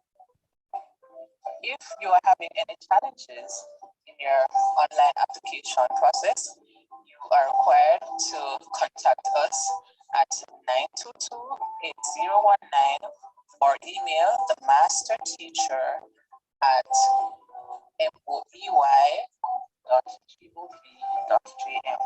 That is email master teacher, and the information is there at moey.gov.jm.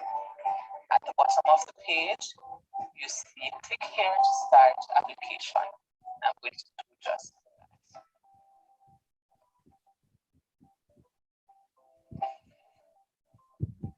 All right, so you're taken to the application form.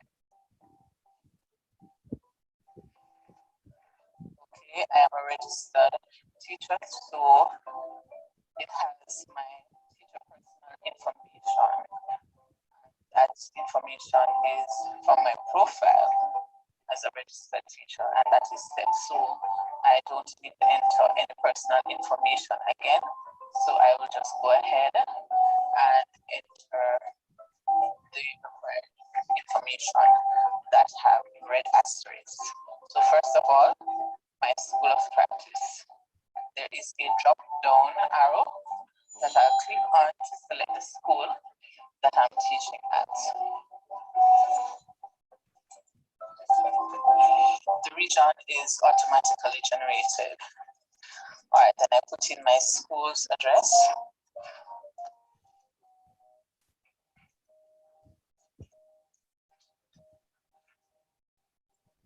My school telephone number.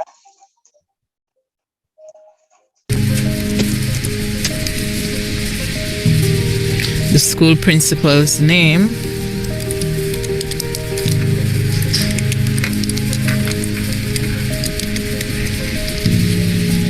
the school principal's email address,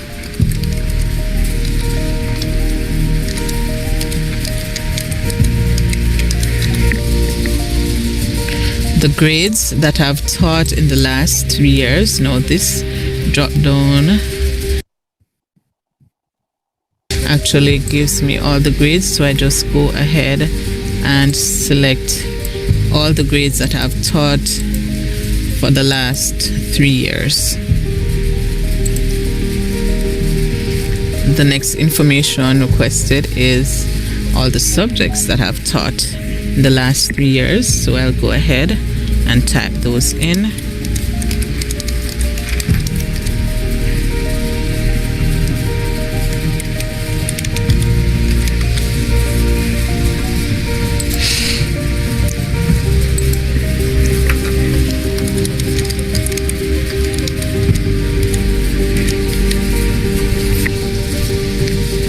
Next, I then need to enter my area of specialization. So I go ahead and select that.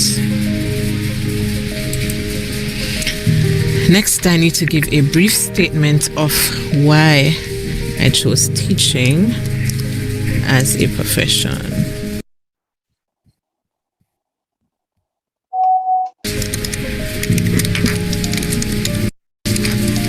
So I go ahead and type that information in. Hi, today I will be... Can you hear me now, Ms. Wilmot?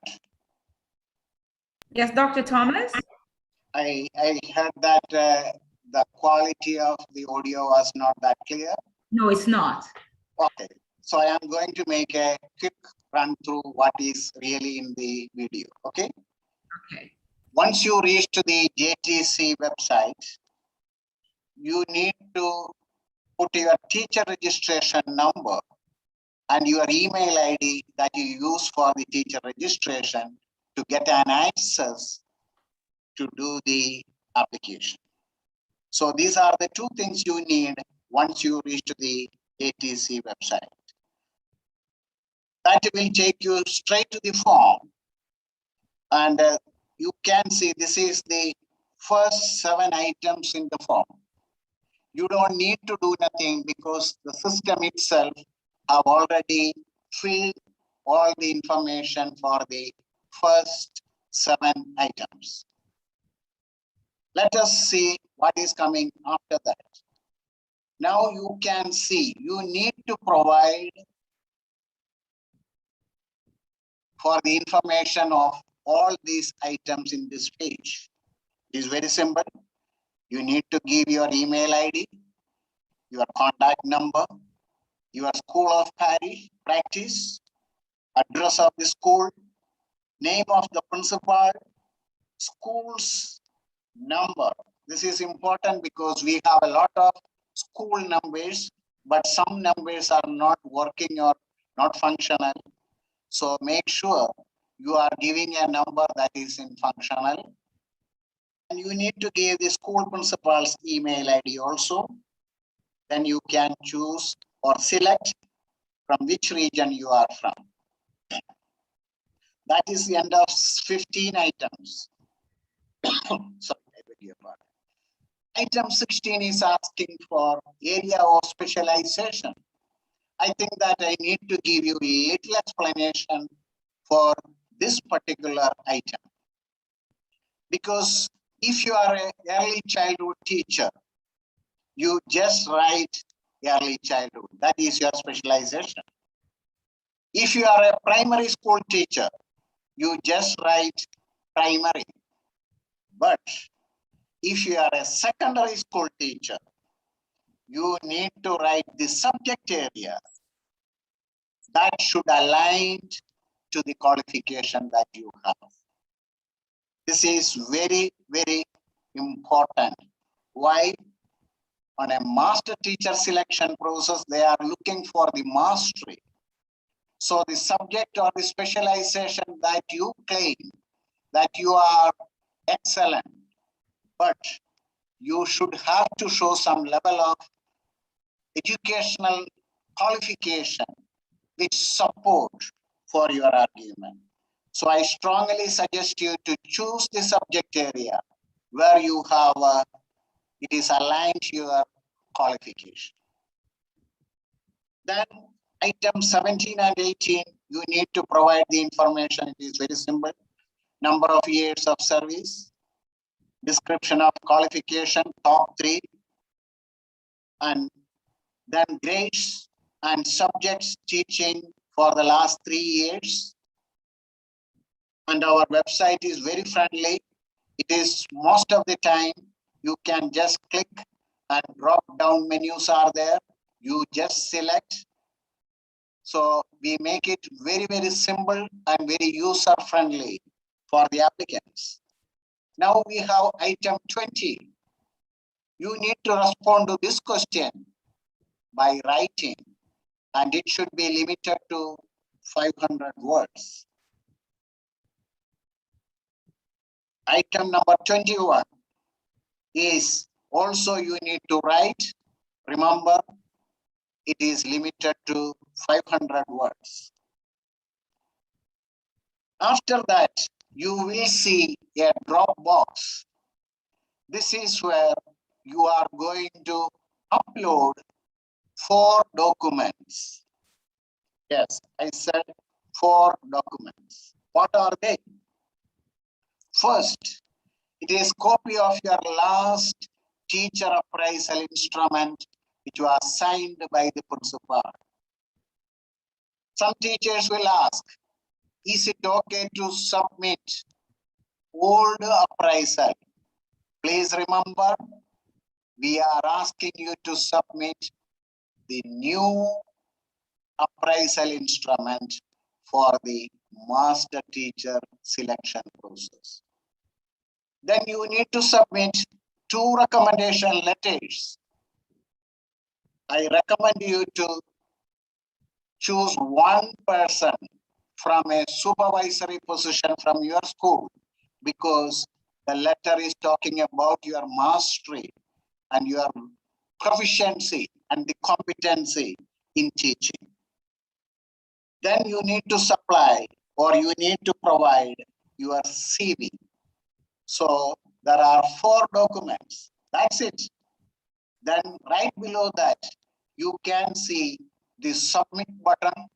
Once you press the button, we will receive, or our website have the capability to accept your submission. And immediately you will get an email indicating that we have received your application, and also the system will generate an application number for you, so you can keep it for your further inquiries. Now, you just finished submitting the application. Maybe you are very, very curious to know what is happening right after this. Here we are going to talk about the assessment levels. Let me talk about level 1. Level 1 is going to be administrative shortlisting. What exactly is happening? Very simple. As I told you that, we already indicated some basic criteria for the eligibility of the applicants. So we are taking each application and ensure that they are meeting the criteria that we already established. After that, the shortlisted applicants will be asked to submit their e-portfolio. What is an e-portfolio? An e-portfolio is an electronic portfolio. And that is for the purpose of level 2 assessment. And at that time, you are just sharing the link of the e-portfolio. That is very, very important. An e-portfolio should be developed based on the 6 guiding principles in the appraisal instrument. As you know that this is an evidence-based selection process. Your portfolio is actually providing us or providing the assessors the necessary evidence for your level of teaching. So make sure that it is your portfolio and you have to create to convince somebody, and somebody should understand you as a teacher, what type of a teacher you are by just flipping through your portfolio. Because you are the person deciding what are the things in that portfolio. And there are evidences are there. And once it is an e-portfolio, you have an advantage to put pictures, videos, certificates, voice clips, everything. So we have an advantage here. So you are expected to provide the e-portfolio, and that is going to be at the level 2. And assessors will come and assess the portfolio. And the successful candidates will be invited for level 3, and that is interview. Before I go into interview, I'm just reminding you what are the 6 guiding principles that you need to remember. And it is going to guide you how to organize your portfolio properly. Why? Because these 6 guiding principles are coming from our standard document. And those are the 6 guiding principles. We use it for the teacher appraisal instrument. So your performance have been assessed or matched with this 6 guiding principles. I am not going in detail with this. Why? Because all these documents, like teacher appraisal instrument, the standard documents, and all necessary documents are freely available on the JTC website. Feel free to download it and you can get it. Now we are in next level. Next level is level 3. Again, I want to tell you that we are going to have an entirely different panel will be formed to conduct the interview. And we are very, very particular that we don't keep the same assessors at a different level. Why? We really need to keep that kind of integrity. We really want to ensure that or minimizing or eliminating the subjectivity in this critical process. So that is the reason we keep changing the assessors from time to time, from level to level. While you are doing your e-portfolio, it is not going to be seen by one person. It is going to be seen by more than one person, sometimes 2, not sometimes, must be 2, and if necessary, 3 or 4. Because we want to ensure that it is not going to be grade and there should not be any subjectivity in it. We are looking for an objective approach right across all these levels. And we are very, very careful about the credible people to involve in all levels. So you will have an interview and it is going to be a separate panel. And then we are move on to the next level, that is the panel visit, including the classroom observation. You heard about the representative from the panel visit. You heard about the representative from the interview. You heard about the representative from the portfolio assessors. So you can see that here we are very particular. Again, we are creating a new panel. It is coming with the subject experts.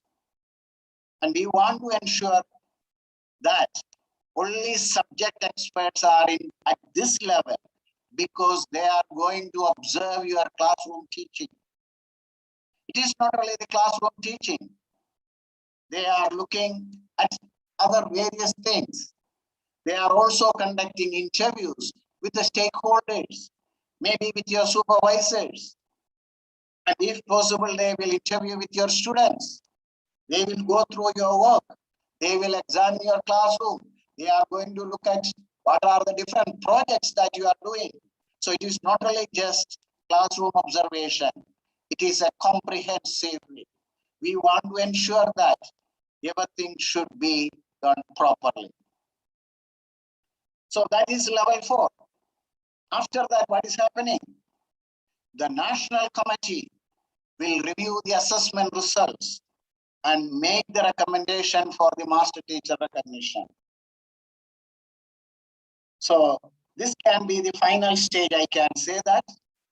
But remember, a master teacher recognition is not a one-time appointment.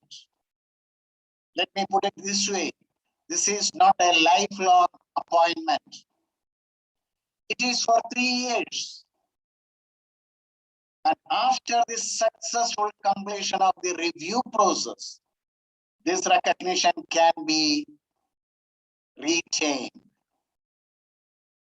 Yes, there is a review process for the existing master teachers. What is a review process? Once you are a master teacher, you need to apply for the review process at the end of the second year. What are the things you need to submit? You need to submit updated e-portfolio for assessment. Remember, this is coming from our level 2. So level 2 is coming for the review process. Again, level 4 assessment is also for the review process. That is the panel visit, including classroom observation. And you have to be successful, because this is just to ensure you that you are maintaining the stipulated standards established for a master teacher. Of course, you will have an annual appraisal at your school level. I am talking about the national assessment and the review process that we are involved in. Then, I have been looking at some of the questions. I am trying to make some answers here. Can I apply for the recognition in more than one subject? Teachers are saying that I have been teaching 2 subjects. I am okay, I am fine. I am an excellent in both subjects. Can I? I want to answer to that question. I say that make sure you are applying for, you are choosing the right subject area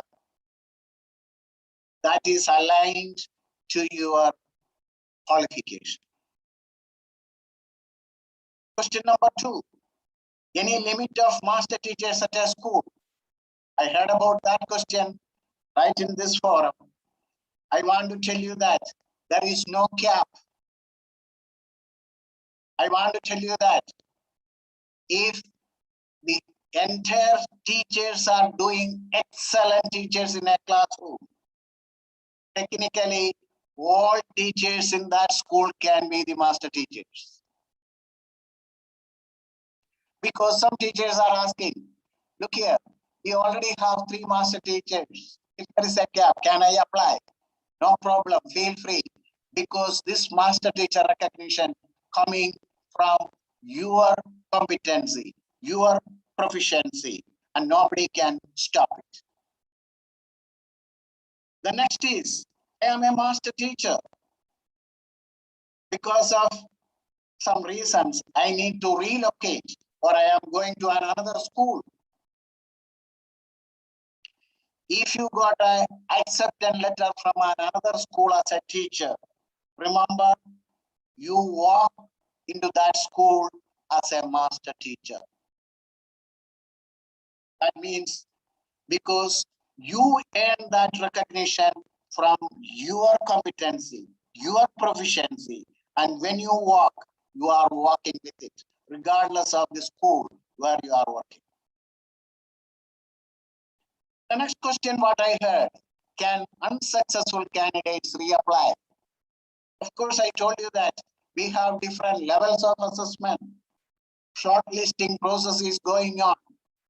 Somebody can shortlist or come out of the channel in one reason or other. Are they allowed to reapply? Yes, you can. And in my experience, I can tell you that I am targeting that particular group. Why?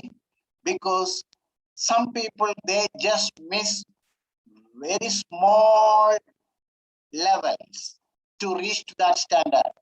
That means when they are reapplying, they just want to put very little more effort so they can easily be recognized as a master. So you can reapply once you are unsuccessful. I also have some questions. What are the monetary benefits of a master teacher? I'm not talking about the entire benefits. I'm going to be specific with the monetary benefits. Once you become as a master teacher, your salary scale is going to match with the vice principal salary scale at your school. Also, you are going to be considered as a traveling officer. You know that allowances are associated with a traveling officer. So you will be enjoying those benefits. Then people are asking, when I am a master teacher, should I go through my annual performance appraisal at my school? Yes, you have to, because you are still working at the school. But we have developed a special appraisal instrument for the master teachers. So your school principal will use that specific appraisal instrument for the master teacher. And you can get a copy anytime that you wish from JTC website. It is available. The next question, can I submit my portfolio instead of an e-portfolio? What is the difference? A portfolio, when you are talking about, it can be a hard copy, a collection of documents. And all teachers have it. Why? Because our current appraisal system is depending on the portfolio. Why? Our current teacher appraisal is based on evidences. A teacher needs to submit a portfolio. Then only a principal or the school can conduct the assessment properly. But at your school, maybe you are using the portfolio, a hard copy portfolio. But when you are applying for the master teacher, make sure that you have to convert that one into an e-portfolio, that is an electronic portfolio or a digital portfolio. So you need to start it from now, because when it was going to be the time for the submission of the portfolio, your e-portfolio must be ready. Then next question, is it mandatory to use Google Sites to create the e-portfolio? We have done some research and we realized that there are many softwares available in the market.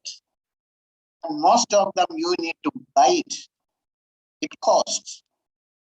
But Google Site is a platform that will allow you to make an electronic portfolio easily. What you need is a Gmail account. Once you have a Gmail account, you can get these features and you can easily create an e-portfolio literally for free. You don't need to pay for nothing. Only one thing, you need a Gmail account or a Google account. What is the advantage? Once it is there, you can easily create, you can easily modify, you can easily update, and you can easily share it to somebody. For example, if you are applying for a master teacher program, you can easily share the link. For your school appraisal system, you can share it with your principal and the assessment team can look at it. If you are looking for some opportunities abroad, simple, just share the link. Somebody can access it. And you have the control over it. You can decide who will see and who should not see. So it is very, very convenient and it is free for you, Google site. But we are not insisting to use Google site. But this is something that you see it is easy for you. How can you contact the master teacher program office?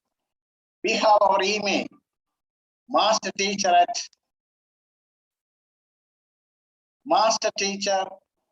at moey.gov.jm. And our telephone numbers are 876-922-8019. And our website is jtc.gov.jm. And also, we have social media platforms. So, you can get the information straight from all these medias regarding the new opportunities and the latest information from Jamaica Teaching Council. Where we are locating, it is locating at number 2 St. Lucia Avenue, ICWI building, Kingston 5, Jamaica. And this time, I am asking you to post your question, Ms. Wilmot. Could you please recognize the people if they have any questions to ask? All right, Dr. Thomas, noted that. And I'm going to accommodate just about, we're 21 minutes over the time that we would have projected to end. So I'm going to accommodate just 2 persons at this time because we have not yet heard from Ms. Grant. All right, so I am going to, may I suggest that we take Ms. Grant's presentation, and then if we can allow 2 persons to ask, since Mr. Doyle has been responding in the chat. May I go ahead and do that, Dr. Thomas? Not hearing you. Yes, so sorry. Yes, that's okay. I'm saying that I will allow Ms. Grant to now go. And then since Mr. Doyle has been responding in the chat, we will take 2 questions after if there's still questions. Ms. Grant, do go ahead at this time and screen share. Good evening, everyone. I trust you're all hearing me clearly? Yes, we are. Okay, thank you. Madam Moderator, I trust you still have something left in your cup, and the rest of our audience. I crave your indulgence. However, I've been having internet connectivity issues, and I do ask for permission to have my camera off. Permission granted? Yes, do go ahead. Okay, thank you. As a practicing master teacher at the primary level, I have had the distinct privilege since my appointment in January 2020 to not only be working with members of staff at my institution, which is Farm Primary and Infant, located in Region 4, but with a cadre of teachers at the primary level, locally and internationally. The journey has been one that has yielded many fruits from my labor. The opportunities afforded to me have been numerous. I've become a more reflective practitioner, a more innovative practitioner who continues to hone my practice through continuous learning, whether it's through content from the Ministry of Education, Youth and Information, the Jamaica Teaching Council, the Organization of American States, the National College for Educational Leaders, and of course, you name it, workshops, webinars, and I can bet you your bottom dollar that Master Teacher Grant is a part of it or will be a part of it, whether as a participant, a panelist, or a presenter. The opportunities that have been given or granted to me through this lofty post. I have been called upon to be a resource person on the panel that chooses or vets the e-portfolios and the portfolios of the aspirants who are sitting here with us today and past aspirants. I've also been asked to sit on different panels, whether it's through choosing aspiring principals from the National College of Educational Leadership to even being a presenter at local and international school leaving ceremonies across the island and of course internationally. Now, I have expanded my reach beyond the classroom through sharing of expertise with colleagues as my strengths have grown, especially during the pandemic period. I have developed a strong school culture through peer support, collaboration, and trust. And of course, a professional learning committee has been developed in our region through my efforts. Now, participating in numerous webinars has been a part of my professional development as well. And I must take this time to thank Dr. Thomas and Mrs. Maladi, you both have been national treasures where the Master Teacher Unit has been concerned. And I must give a special shout out to Mrs. Wilmot for being not only today's moderator, but our Chief Mentoring Officer, and of course, our Masterclass Mentoring Officer. Dr. Thomas, Mr. Doyle, Mr. Barkley, whenever I'm in need of information, there's always an open door policy at the Jamaica Teaching Council. And of course, I want you to continue to be those excellent persons that you are in providing top class customer service. It is second to none. And of course, last but not least, my aspiring master teachers, ladies and gentlemen who are aspiring to this lofty post, please note that a fulsome experience awaits you as you join the elites of this profession.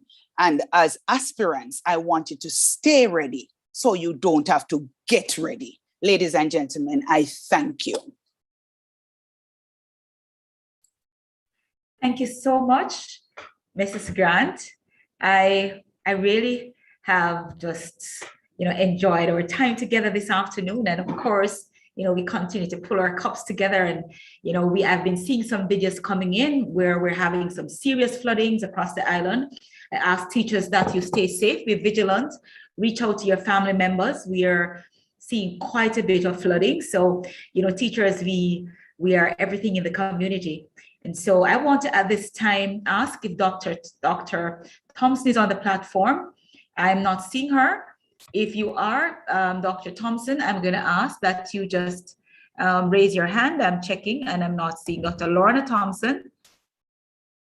Okay, so if not at this time, I am going to take one hand, as I would have said earlier, and then we're going to go right over to one of our master teachers, and that is Miss Catherine Stewart, who is the acting principal currently at the Campion College.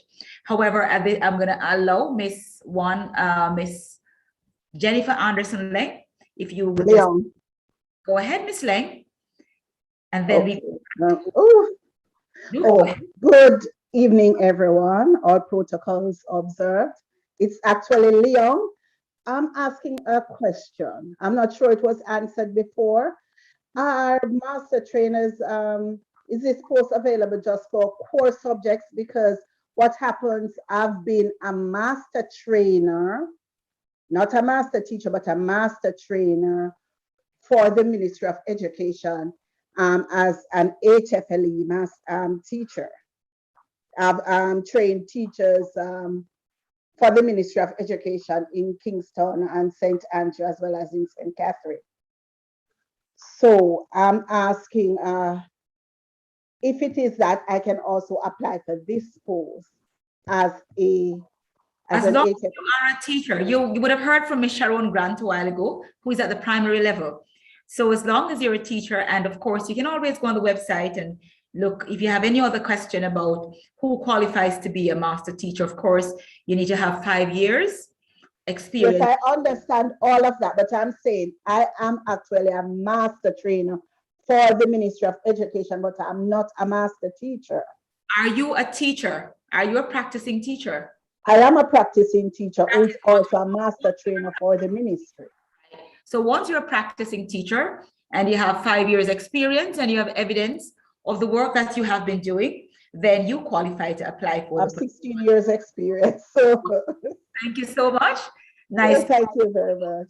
All right, continue to be safe and sip what you're sipping, something warm as we continue.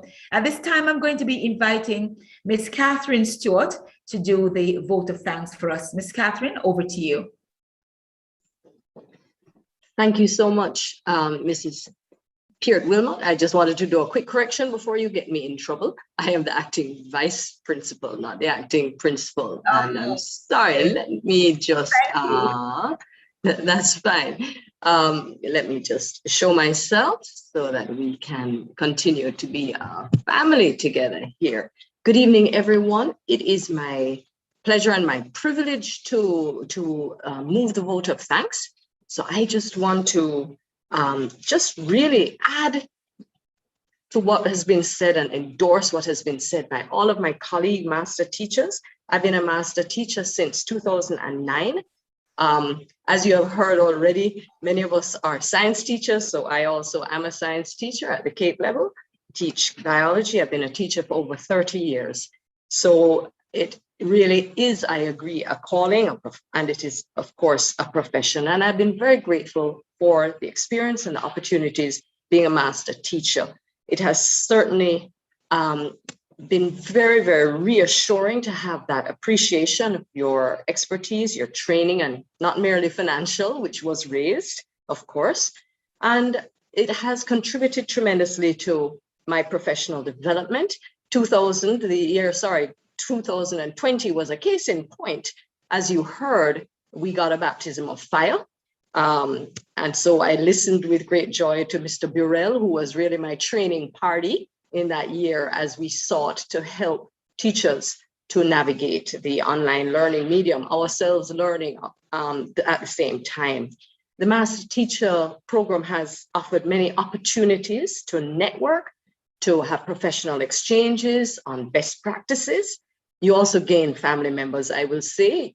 Everyone, you know yourselves, we have our little community online on WhatsApp. Everyone is just a WhatsApp away.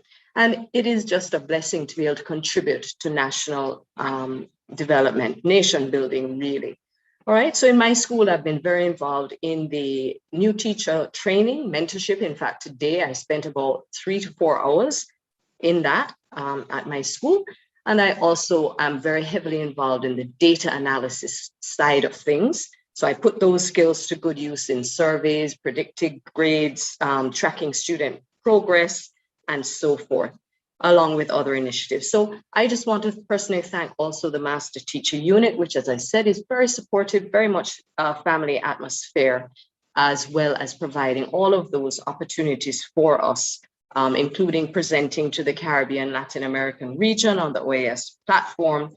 And really, as the expression I recently learned, stretching our learning edges. So remember, teachers, you are not replaceable. No matter how many people talk about the online platform these days, you are absolutely not replaceable. You are the most impactful factor on student achievement. So with that said, let me move straight into sharing my screen to do a very, very short vote of thanks for this afternoon's presentations. Right. Okay.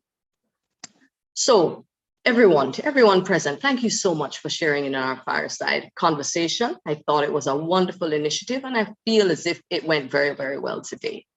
So the first persons that I need to thank on behalf of the Jamaica Teaching Council and Master Teacher Unit is, of course, our Honorable Minister, who took the time out to share with us our minister from the Ministry of Education, Youth and Information, and she gave us some very, very hopeful insights, I think, into the programs that are being offered.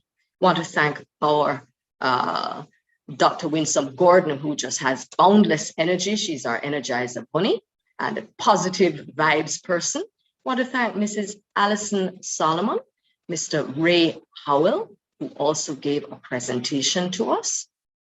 We want to thank Mr. Dale Evans, who gave that very inspirational talk, Mrs. Yvonne Miller-Wisdom, Dr. Lorna Thompson, I believe she was unavoidably absent, but Mrs. Maladi, of course, she also gave exceedingly insightful presentations that I know everyone took away from, some useful tidbits there. Mrs. Susan Nelson-Smith, Mr. Brown, Mr. Burrell, my training party, Mrs. Grant, who just presented. Thank you so much for all of the insights you've shared with our prospective applicants this afternoon. And just hearing from you also just, I think, inspires each of us to push harder and go further. Thank you also to our fantastic, I know everyone will join with me in thanking Mrs. Ingrid Peart-Wilmot. What an excellent moderator she is, our Chief Mentoring Officer, who is always checking in on us. We thank you. Dr. Thomas, what can we say? You are the leader. You are our director, and we thank you for organizing this, being a part of the team to organize this and so many other efforts and initiatives. All participants, thank you so much. To everyone who has taken the time to be with us today, thank you. Join us in the Master Teacher Unit. Thank you, everyone, and have a blessed and safe evening. Please stay dry, stay warm, continue to enjoy that cup of tea. Mrs. Kurt Wilmot, over to you. Thank you, Ms. Stewart. I certainly will. By now, my cup is empty, but it's a good time to be empty because I think it's time for bed. Ladies and gentlemen, I really do want to thank you for joining, but more than that, we invite you to go beyond the call, to listen to the thunder outside and to apply. We're saying, join the Master Teacher Corps. We are here to serve our country and we need you. We need you not to just stay in your corner and do what you do, but to collaborate with the rest of the excellent teachers in Jamaica. Let's join hands, join hearts, and do what we do best, and that is to teach. I want to say on behalf of Dr. Thomas, Dr. Winsome Gordon, and all of our members at the Jamaica Teaching Council, all the presenters this afternoon, Dr. Thomas, who has been on Thompson, Lorna Thompson. I am so sorry we missed your name on the platform.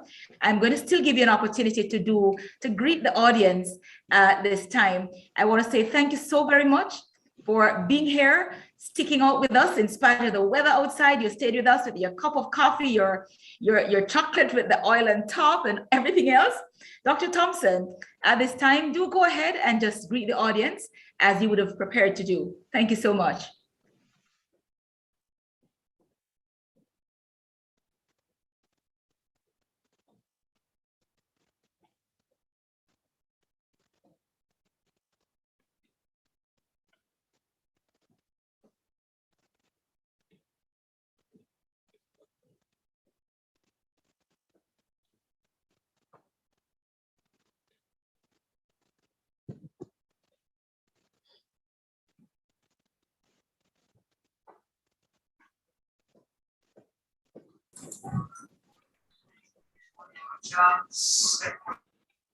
To unmute me. Oh, thank you. You didn't unmute me. Thanks.